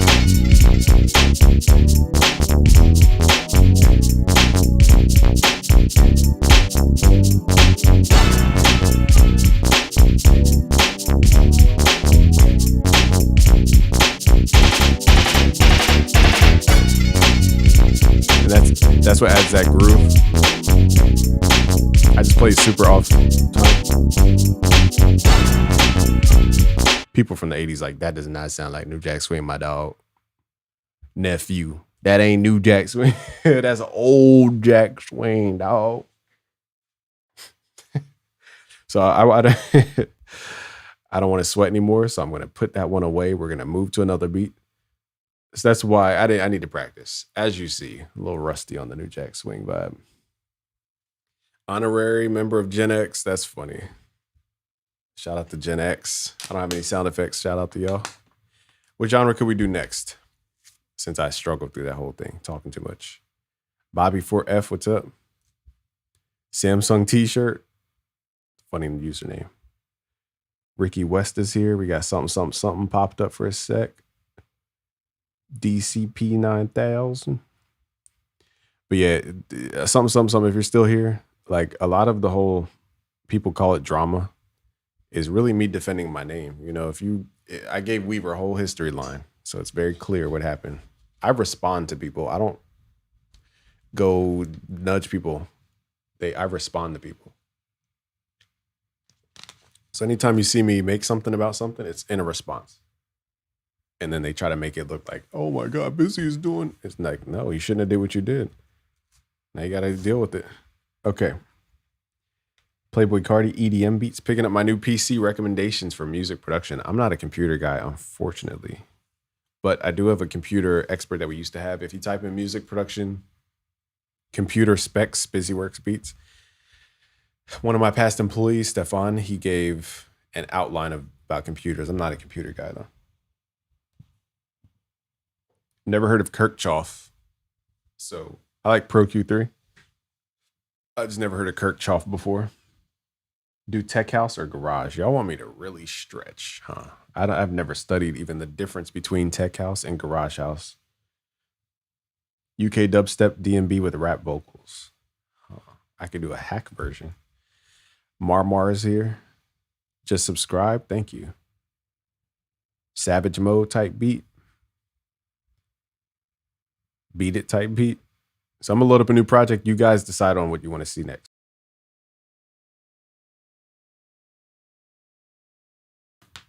So far, it's like half hip hop, half EDM type genres. I mean, I'm willing to go down the EDM route, but I'm not a master at EDM. Not a master. Those are the guys that will spend like 20 minutes on a growl bass. I'm just not that type of guy because I don't listen to the genre like that. Reggae type beat, Metro Boomin, Floor 555. I'm not sure who that even is. Reggaeton. Let's do like a reggaeton dubstep. How about that? And with some Metro Boomin influence in there. Extentacion, Future Metro. Let's make up a genre called, trying to combine reggaeton and dubstep. Reggae step. Benny X type beat. Let's make some reggae step. All right, so we do have a reggaeton drum kit and our new beatmaker blueprint at busyworksbeats.com/beatmaker. So I actually have a reggaeton drum kit. Just curious, not to get too personal, but what did you do for work to get started with music and gather all you need, says Chubbs. And what's up, Chuckin Pringles? I went all in on YouTube right out of college. I didn't have a quote unquote job. Now I did work small jobs in college, like Goodwill, Kohl's, Sears, but that was like when I was in high school and college. After college, nothing but YouTube. I had to decide one day. I said, I have to go all the way in. I can't do anything. I mean, I could do other stuff, but I had to put all my energy into YouTube, and I've never looked back. Gubernator, what's up? Any decent free hip hop one shot packs in our Discord? Reggae dub. Doesn't really roll off the tongue. Reggae dub. All right, here's the link to the Discord. We have a ton of people in there, a ton of samples, ton of networking going on. They voted for Ariana Grande, Delinquent Habit, Cypress Hill type beat. So we're going to do reggaeton / dubstep. We're going to merge these together in my best rendition. Okay, if you go to busyworksbeats.com, we have a beatmaker blueprint. Inside I have drum kits, and in one of the drum kits is the reggaeton drum kit. I think if I take this EQ off, I'll sound more natural. I think that EQ is making me sound way more wheezy than I actually am. It makes me sound all like I'm running out of breath. That's what it is. It's the EQ boosting these high frequencies. Because my voice doesn't sound that ashy. That's why I was like, why is my voice? It's the freaking EQ. So here's what I actually sound like. Okay. Let's go into the reggaeton drum kit. So they're all about like running their snares through tape and just slamming the snare. How does FL on Mac compare to FL on Windows? I think it sounds good on Mac. However, back when I used to work with the Razer Music and their laptop campaigns and stuff, they gave me a laptop. And my beats back then just had like a depth to them that it's hard to explain.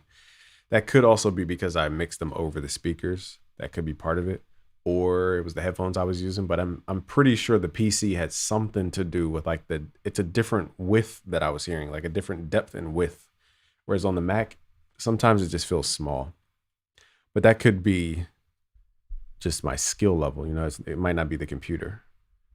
But Decap did the research. I think technically they're the same. The only difference is when you go to your audio settings on a PC, and then there's like another button here, and it says like pull up your audio, panel, audio interface panel. And basically there's a setting that says clip if it goes above 0, like hard clip if it goes above 0. So basically when people were pushing their drums into the clipper or into the like going way past 0, they were really clipping their songs, and it adds a hard clip to it. And I think that's the sound people are talking about on PC. You could do the same thing with a plugin though. So for that reason, I don't think it's specifically for the PC version. It's just the audio interface setting that people are using. What's your favorite synth plugin? Omnisphere, probably. All right, so let's do reggaeton. So reggaeton is let's do 108, 105 BPM. Let's put this back on C4. I'm going to move a little bit quicker because I talked way too much for the New Jack Swing, and it just messed me up. So it's reggaeton ta ta ta ta ta ta. That's the pattern. So instead of da da da, you're going boom da da boom da da like that. So it's still tresillo. Okay, let's find a kick. This kick is heavy. Look, this kick is monstrous. Now, if you want like a more EDM bounce, you could add the 4 to the floor. Boom, boom, boom, like that. I think it's a little heavy for this.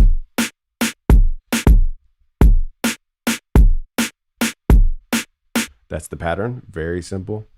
Okay, now we're going to add little dubstep-y type basses. I think I put some in here. Let me see. Or maybe I didn't. So we could sound design some.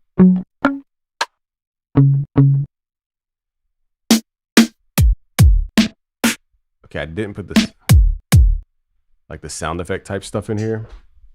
So what we're going to do is do it from scratch. I'll just quickly move through this because it's way too much like information for a beginner. So we're going to use a sawtooth, widen it out, 8 voices. And we're going to actually, okay, we're going to go over here, go to basic shapes, switches to a sine wave, turn down the level, go to the warp mode, and we're going to FM from B. Okay, so now we're going to lower the octave here. Okay, so that's that sound. And we can switch this for a sine wave to make it more like that. Okay, so what we're going to do is add an envelope with a decay curvature and give it an attack. And that's how you get some of that EDM type sound too.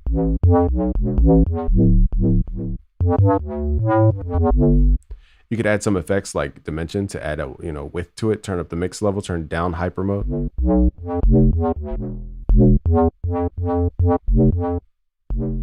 Wait.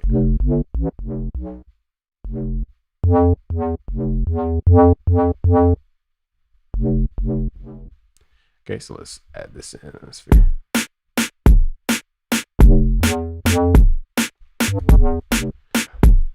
Bass house, dope.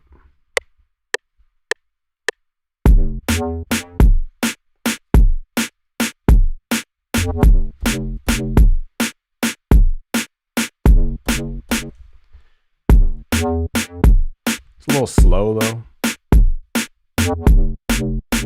Let me switch out that kick. I don't like that kick.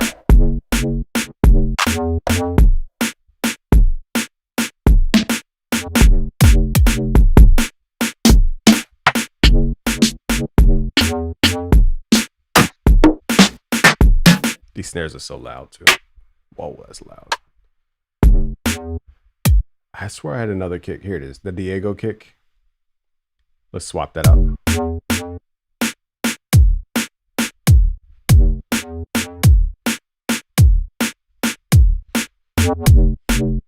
So now we're mixing like bass house with reggaeton. Now dubstep, I guess we got to do the whoop whoop whoop whoop whoop whoop types. You know, the wow wow wow wow wow wow. Let's see if we could add a triplet rhythm in here. Joyride, AC.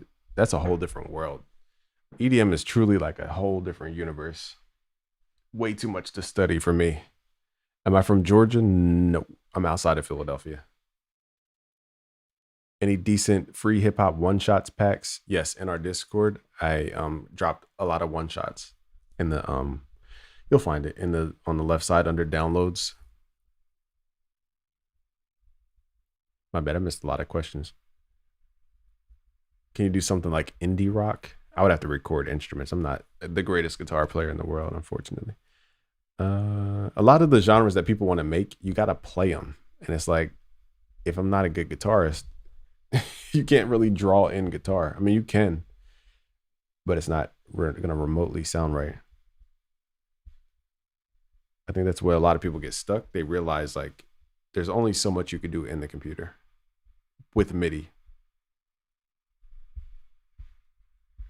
Mexican music? No. The kick every 4 was hit and the other kick was just way too heavy. True.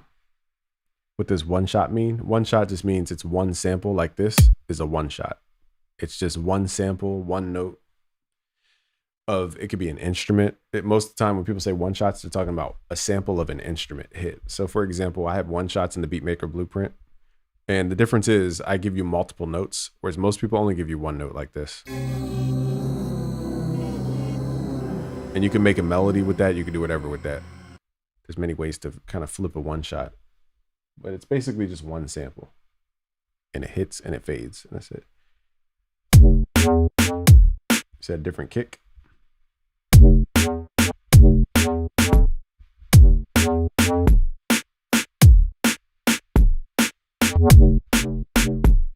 It's a cool bounce.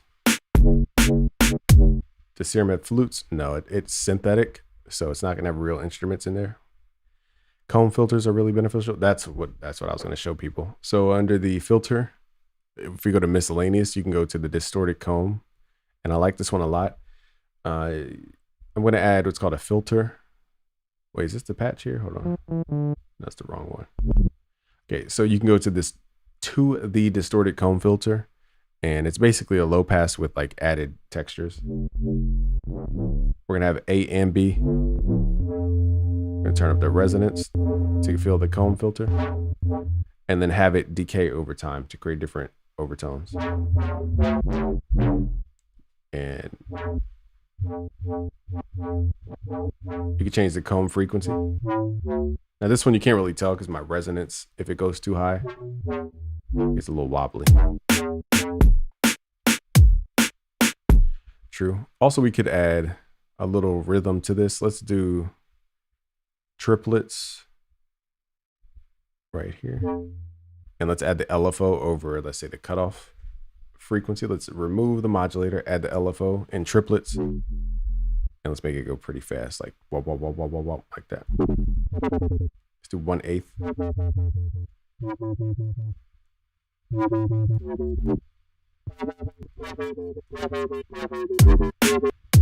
It just sounds, I would have to play a different bass. I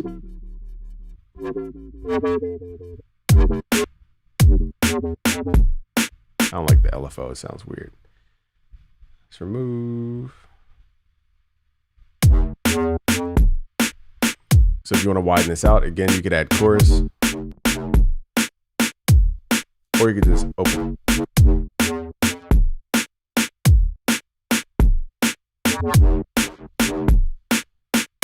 The more you FM, the more like, it's almost like a distortion.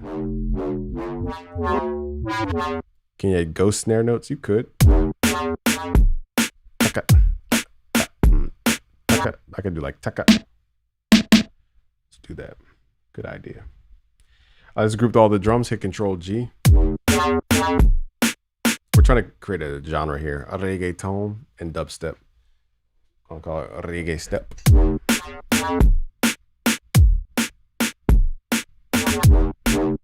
So let's add that da-da.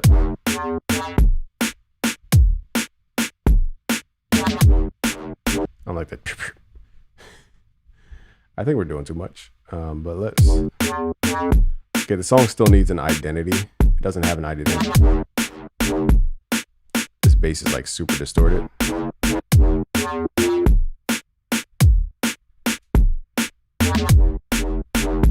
I just added a sub layer to thicken up the bass.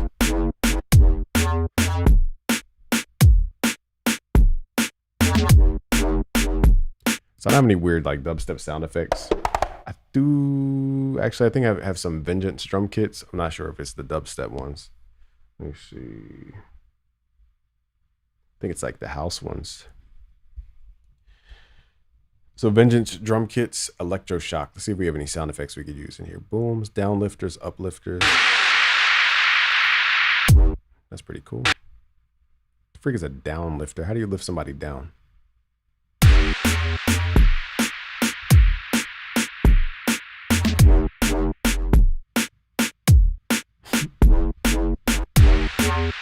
I also have UK patches so that we don't have to use that bass. Okay. I'm going to move a little bit quicker here. So if we open up Serum, I have some UK. I appreciate your motivation. I'm forcing my way through these genres here. Let's go to UK house. And I give you these in the Beatmaker blueprint as well. Now these are designed to sound more bouncy.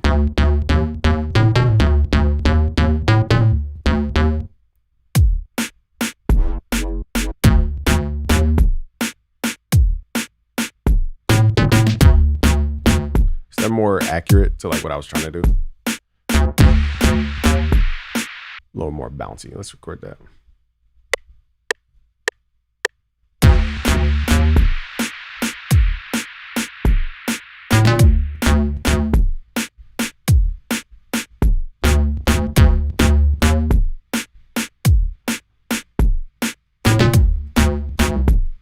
That was an accident, but it sounded dope. Now, also, I realized as I was listening, the snare isn't perfectly a reggaeton snare. Their reggaeton snare has a push-pull effect. And the way I do this is go to the graph editor in the top right. And I will, let's make this smaller. This is the graph editor button right here. I'll go to where it says, where's it at here? Where art thou? Did they move it? Oh, shift. Okay. And then we can delay one or the other snare. So I'll exaggerate this. Okay, you can delay the snare using the shift. So it's kind of like adding a time delay to an individual note. And that adds that push-pull effect.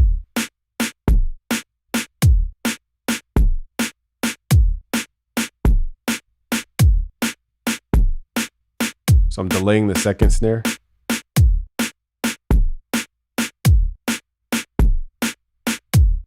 Also, let's add a little time delay to these kicks. They're like perfectly on the grid. They sound super quantized.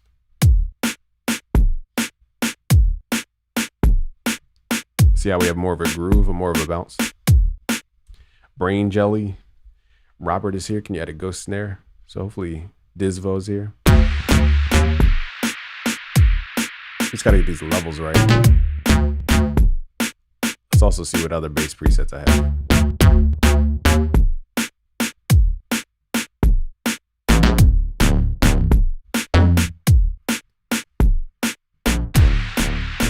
I like this one. The question is now, what do we add in the background? Do we add guitar? Do we add, like, what vibe are we going for? I think I have a nylon guitar sample library we could use. So I'm going to use that. I'll just sample to save a lot of time. Let's load up Serato sample. Look at this nylon guitar album. Where's my sample folder? Yeah. Thank you, track. Because before I was just thugging it. This is the sucky part about teaching is like you want to give people the most accurate sound, but in reality, sometimes finding a sound could take me 30 minutes. But that would eat up so much time. Let's use this album here. It's called Almeida Larindo. So I forget. I think this is on the Internet Archive. I was looking up nylon guitar and it pulled that up. So shout out to them. Let's chop this up.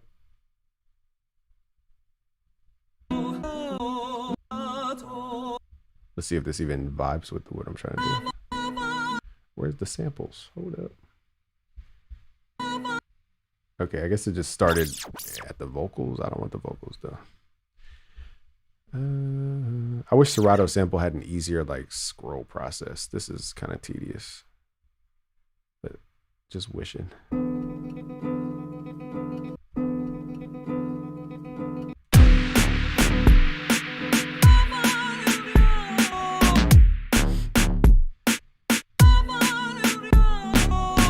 Okay, let's record that. I guess it was right.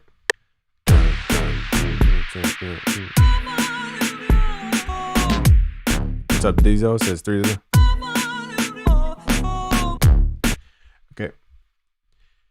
He says it's 3 a.m. where he's at in the UK. Shout out to Love Island UK. One of my favorite shows. Got to do what you got to do to learn. Thank you.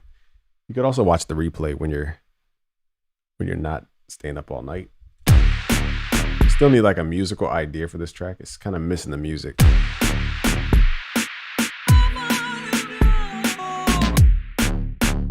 You could zoom in the waveform.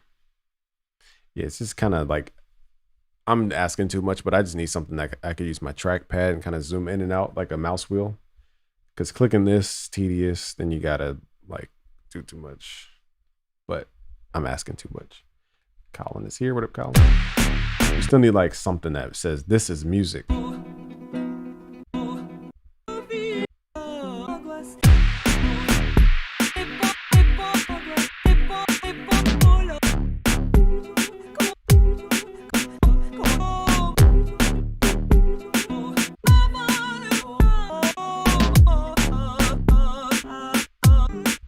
know, she's singing too much on this one.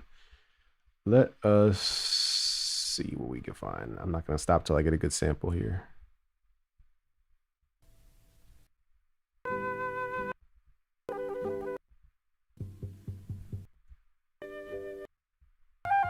All right, that one's kind of like, sounds like an Andre 3000 album. We got Gianna and Daddy World Lurch, Busy What's Wagwan, Kendrick, sorry, in the house. Respect, my brother, straight from Jamaica. Shout out my brother in Jamaica. Wagwan. Wagwan. I don't know how to talk like y'all. All right, let's grab this salsa music. Then we can move to the next genre because the last two genres are making me look bad. So we need to redeem ourselves from that New Jack Swing. That's what I get for going off of Detroit beats. Should have just did the Detroit beat.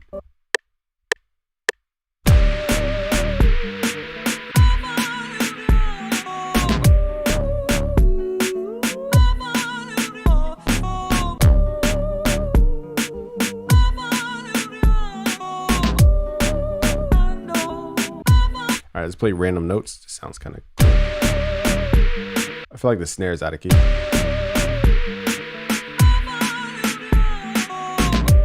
Let's also get rid of this bass. I don't even know. We merged reggaeton with dubstep, and I don't know what it is right now. I don't know what it is. Some experiments can go awry. Nothing's guaranteed in music, right?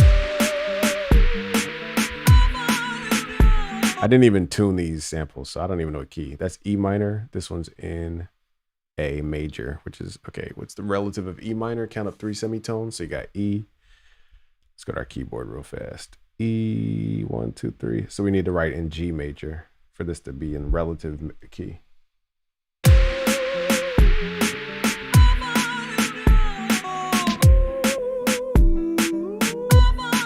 I think 4 to the floor would sound cool, maybe.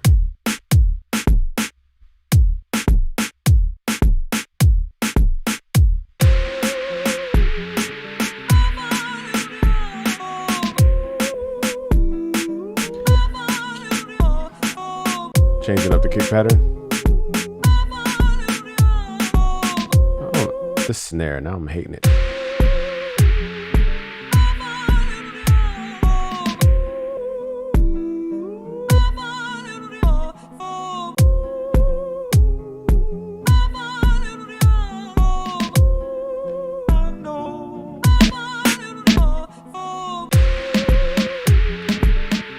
Man, these samples ain't cutting it. I need something dope. What is a dope sample? Freak. Can't go out like this. We got to at least put a dope sample under this and then add a dubstep wub and call it dubstep. We cannot go out like this. Click in a random folder. This is the Kanye samples. Oh man, let me click something random.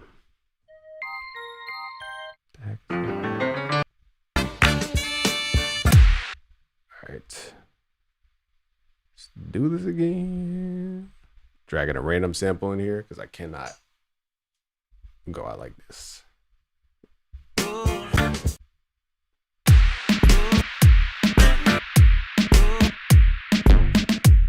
Let's just take out the drums here. This has some potential. So as that processes, let's add that bass. Yeah, I don't know. I don't even know. We are on a whole different rabbit hole. That's what I get for doing too much.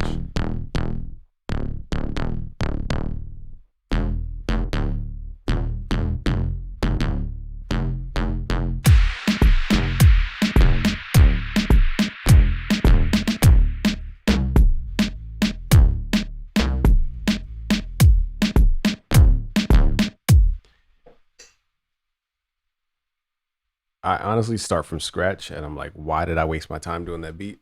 It's just me trying to do too much at this point. But the problem is I'm trying to teach y'all something at the same time, trying to save a beat. And it's like, why am I wasting my time? But I don't want y'all to feel like you're wasting your time either. So let's at least get a dope sample in here. Get the bass right.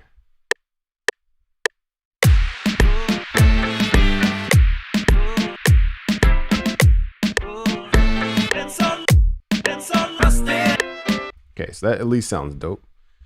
Versus that first sample was like struggling.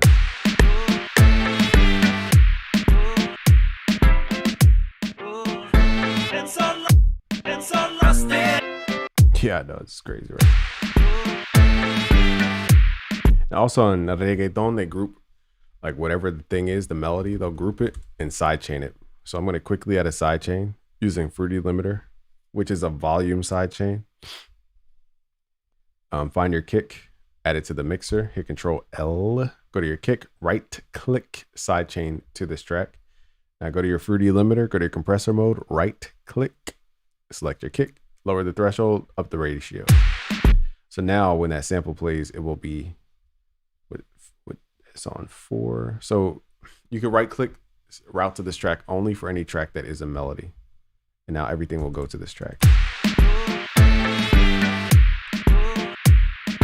So I forgot we have 2 kicks. Let's send them both to mixer channel 5. So that's how you make the kick the groove. Fat Man Scoop type beat. Ghost Sosa. Surprised y'all are letting me be this ratchet with this production here.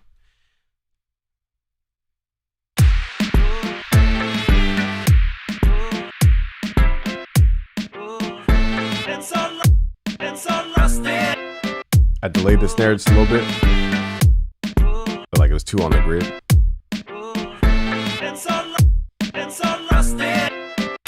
At least we have a better idea here, but something, either the sample, can't figure out what needs to change. Probably the kick. And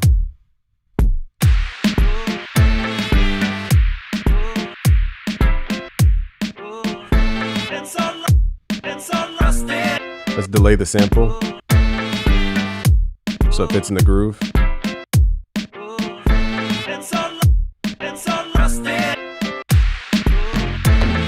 And now we can add that bass. Dum, dum, dum.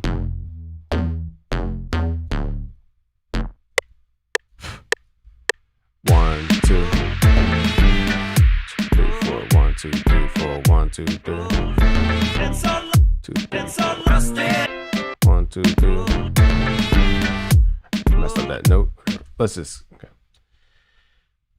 quantize and copy.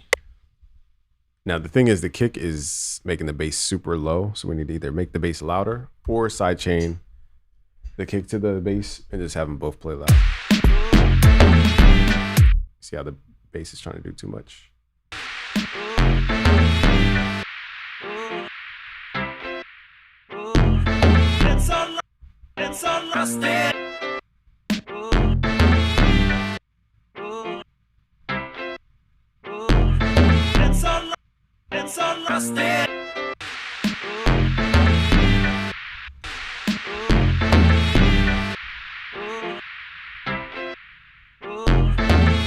Delay this bass a little bit. Some Afrobeat artists on this.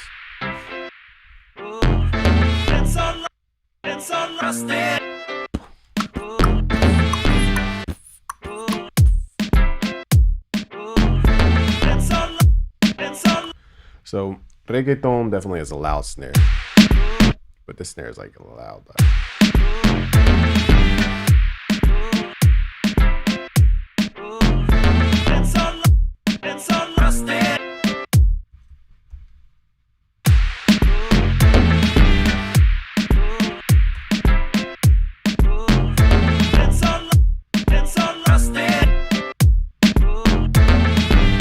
It's a little bit better. Could be better though.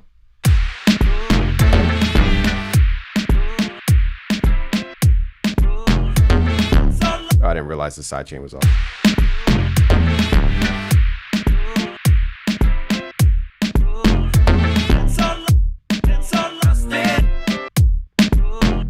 I'm also going to sidechain the bass, so we're going to route that to this track only, which is in the melody. So now the kick, little soca.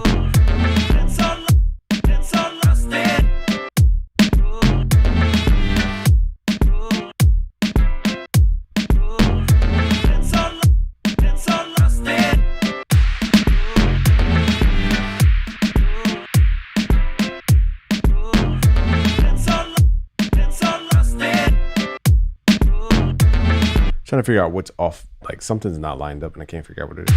I think it's the kick. It's too delayed.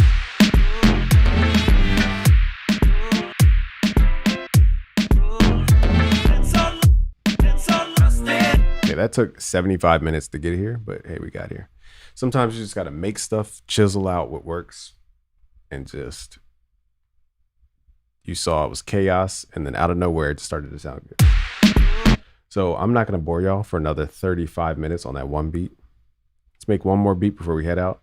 If you want to get everything that I've ever made as far as trainings, now today was just, this live stream was a struggle. This is not my normal flow. So if you want everything I've made, let me show you guys what the website looks like. We have a new offer. Just go to busyworksbeats.com/black. It's literally everything I've made all in one. You could buy it at a one time, or you could do 3 payments of $49.97. And let's scroll down, and it's everything. So the value is way over $5,000, but it's all the music theory courses, mixing courses, FL Studio beginners course. I have a Logic course in here. I'll show you all the courses that are in here. So there's like 65 courses in here. You have Beatmaker Blueprint, which comes with sounds, as well as 3 courses, Beatmaker, Beatmagic, FL Studio 21 course, FL Studio for beginners course, and how to mix your beats course in there. We have Logic Pro X for beginners, how to mix beats, AI for musicians, Python for beginners, Music Theory Magic, which goes over how to create emotion with your music to evoke on people's actual emotions. Music Theory Beginner to Advanced is up in her. So how to go from literally knowing nothing about music theory to going to really advanced stuff. FL Studio 21, as I mentioned. Music Theory Essentials is up in here, which is our flagship music theory course. It goes over melody, chords, and beat making as well. We got Beatmagic up in here, FL Studio for beginners. Mixing fundamentals, which I teach in Pro Tools on that one. When we start to mix real records from scratch, like real hit songs, I show you how to mix them from scratch. What else? Mix Genius. What else up in here? YouTube course. Learn how to get, I need to update these numbers. That's old numbers. Artist Series. We have Ultimate Producer Stash, which has like 1,000 sounds in it, a bunch of project folders and stuff. Drake Melodies course, Mastering Made Easy. I mean, you name it, I probably taught it. Okay, so it's all of everything all in one for one simple price, or you can spread it out over 3 payments. And it comes with my sounds. So it's everything that I've ever made all in one. It's called the Black Box Bundle. Again, go to busyworksbeats.com/black if you're watching this replay.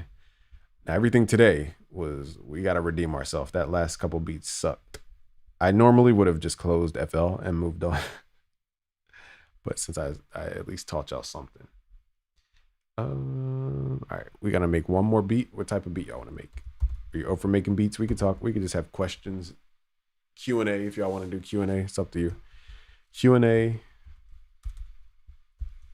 We could do beats. Which genre? In the meantime, I'm going to start a new project because those last 2 beats were not it.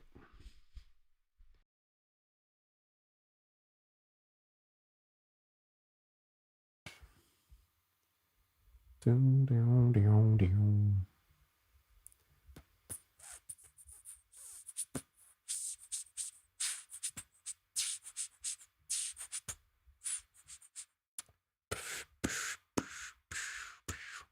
You learned a lot. Thank you for learning, because I was sweating.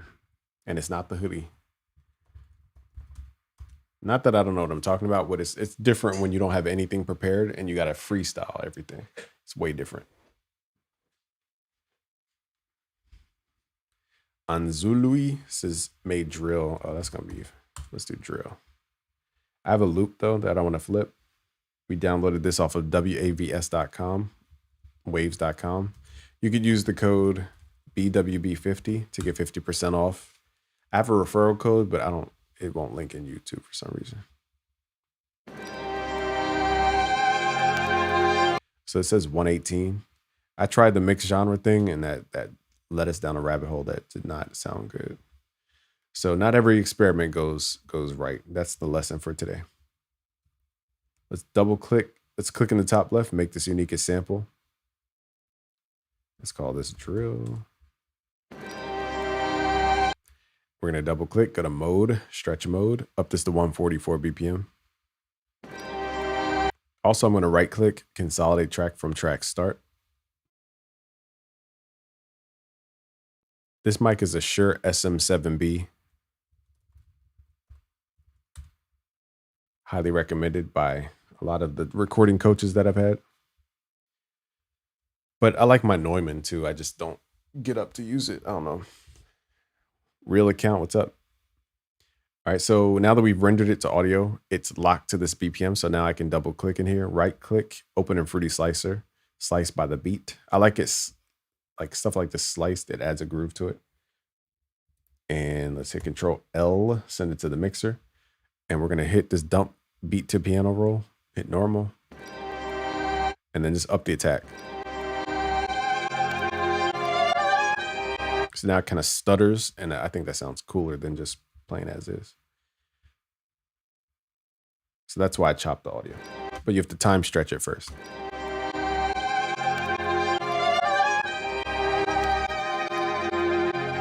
Let's make just a hard drill beat. Now, for this one, I'm going to lock in and see if we can create some heat.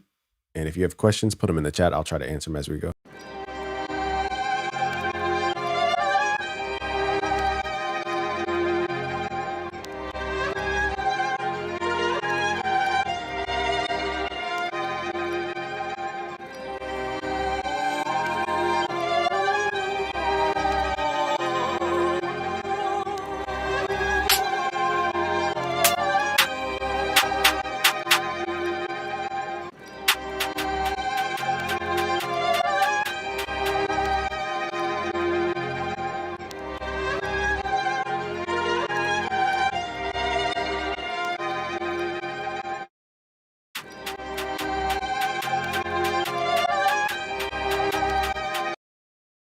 You said, have you always used FL Studio, or it says my thing can't see, or are there other DAWs you would recommend? I like Ableton for audio manipulation.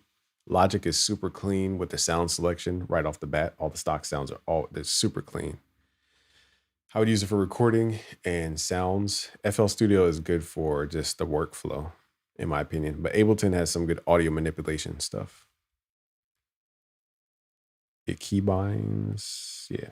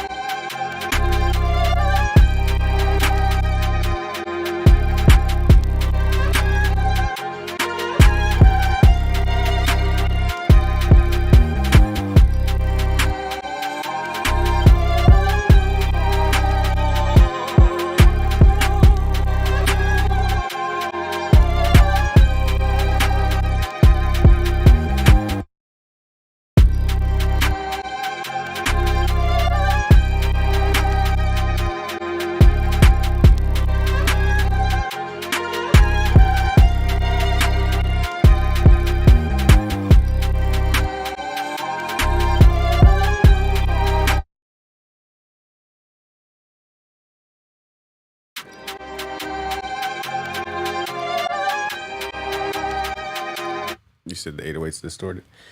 Fabio. There we go. Sorry, T. I just saw your thing. T Dame says, I know a little music theory and learning how to use mixing, mastering plugins, audio dynamic compressor, expanders, limiters, gates, modulation, and more.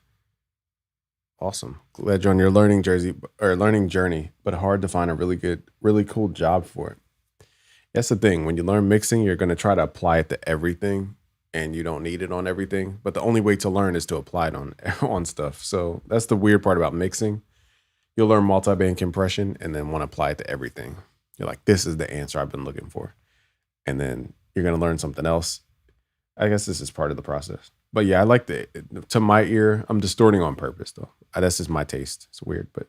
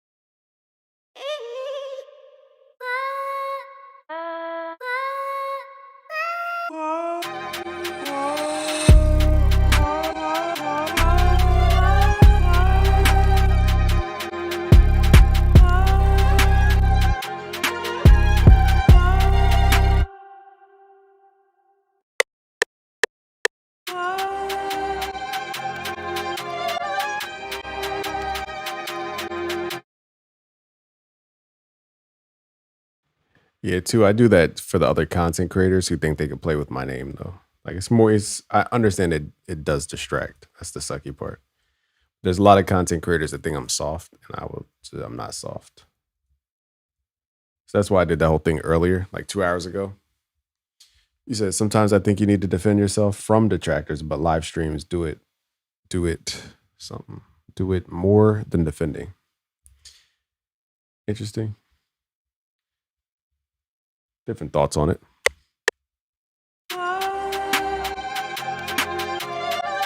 I mean, you can't really do too much to this beat. I mean, it is kind of done. Not really much else to do. I guess we could add these little percussive things in here. Just need a hard verse on this stuff.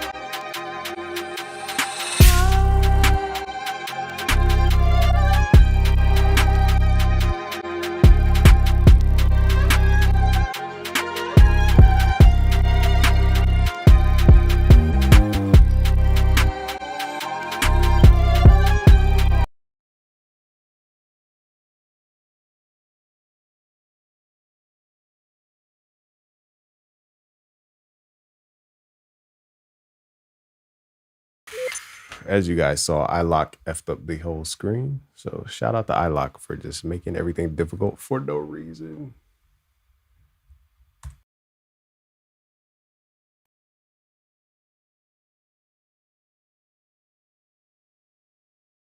I think the beat's done though. I don't think there's anything else to do to this. Shout out to J Cactus for the drum kit. I think the beat's done. At least we redeemed ourselves with the drill beat. Wasn't the beat. Oops, almost ended the stream just now. Holy crap. But yeah, earlier we tried to do New Jack Swing, that flopped. We tried to do reggaeton and dubstep, that flopped. So at least we could fall back on drill beats.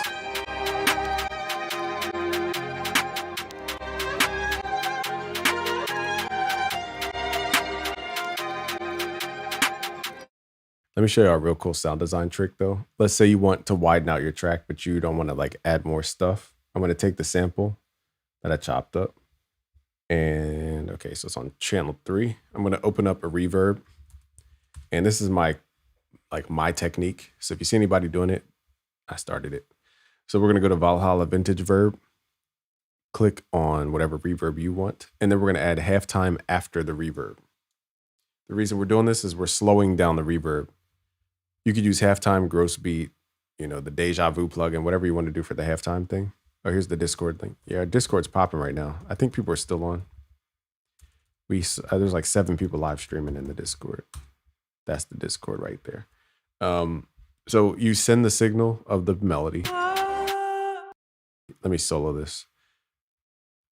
Okay, you send the signal of the melody to the reverb and then have the reverb slowed down. So it's going to create this wide sound. I'll let you guys hear just the reverb. I appreciate you said nothing flopped. Because to me, ooh, flop sweat was forming. So this is the sound that it creates. So if you want a cool way to like intro a song or just layer that with your melody, that's a cool way to do it. So I'll do that. I'll layer it like this. I mean, I'll let the song come in with just the reverb turned on. But it's the same sample.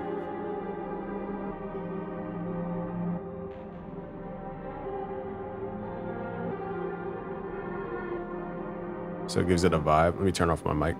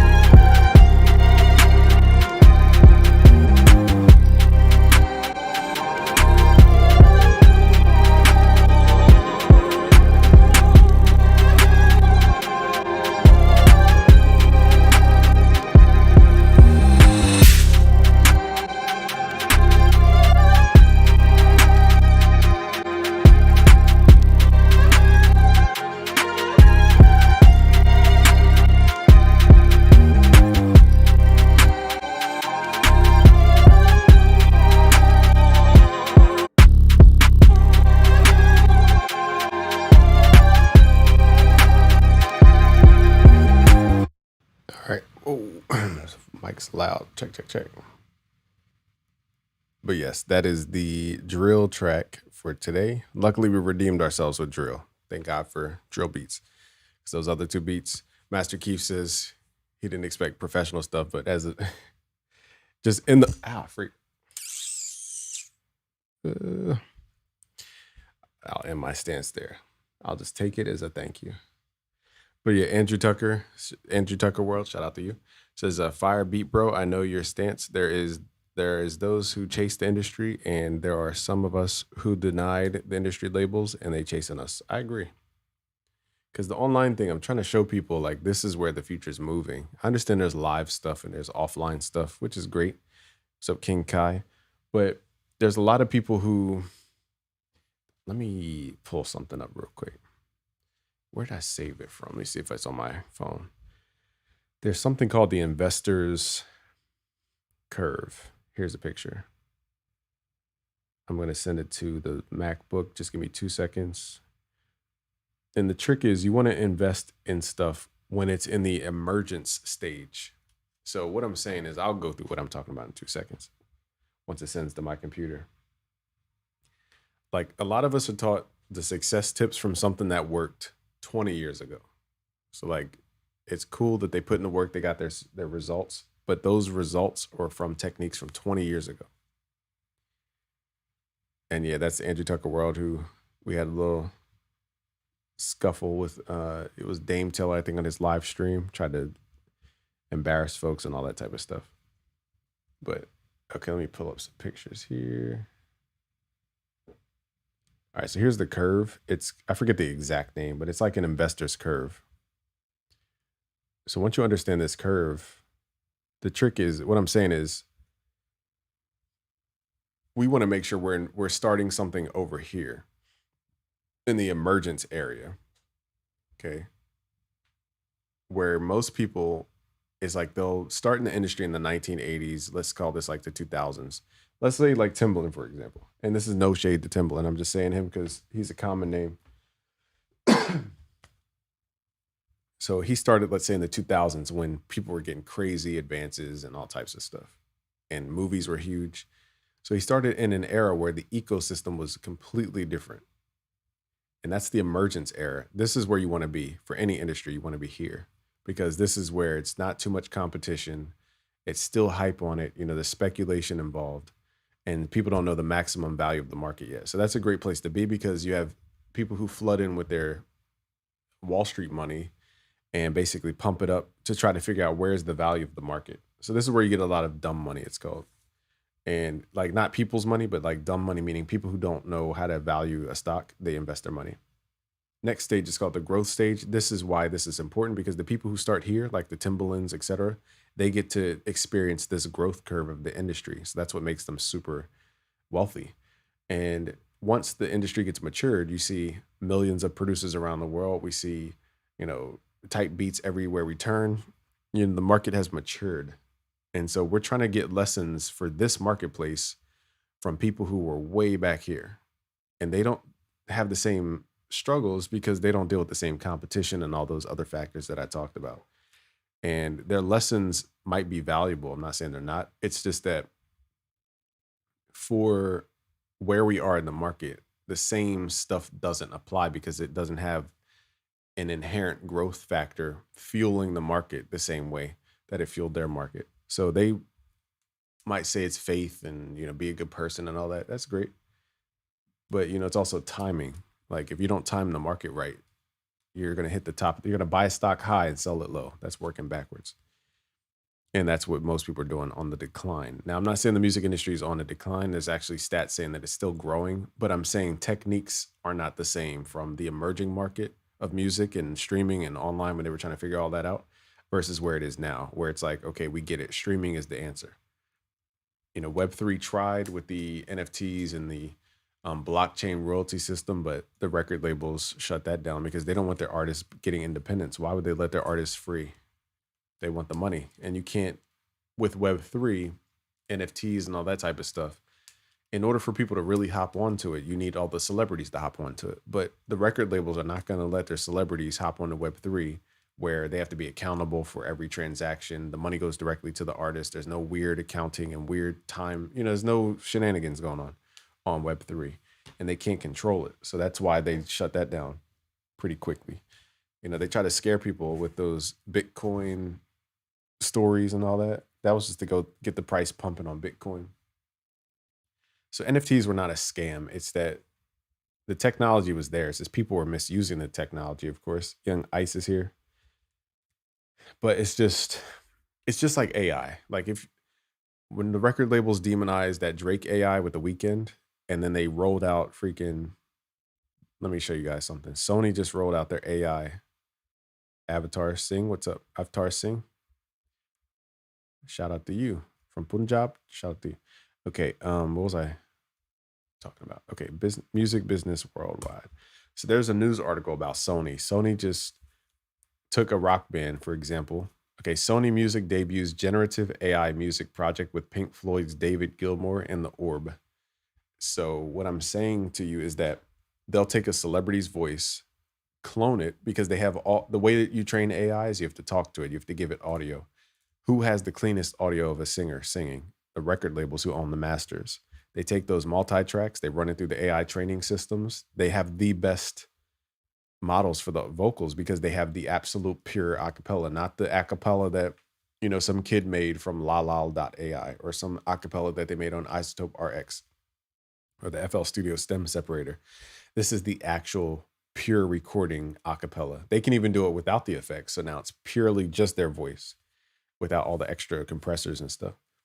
And in short, what I'm telling you is that they have the data set required to train the AI. So they scared everybody with the Drake and The Weeknd thing because they wanted to get to it first. That's why.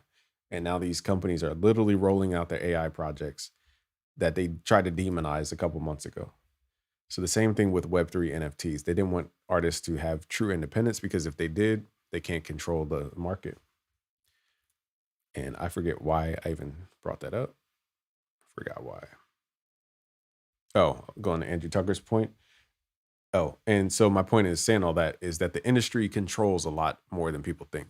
And so a lot of these industry producers, it's great that they can get work offline and all that and work with these top artists, but there's stipulations, there's rules. You can't just do whatever you want to do. It's organized, it's very orchestrated.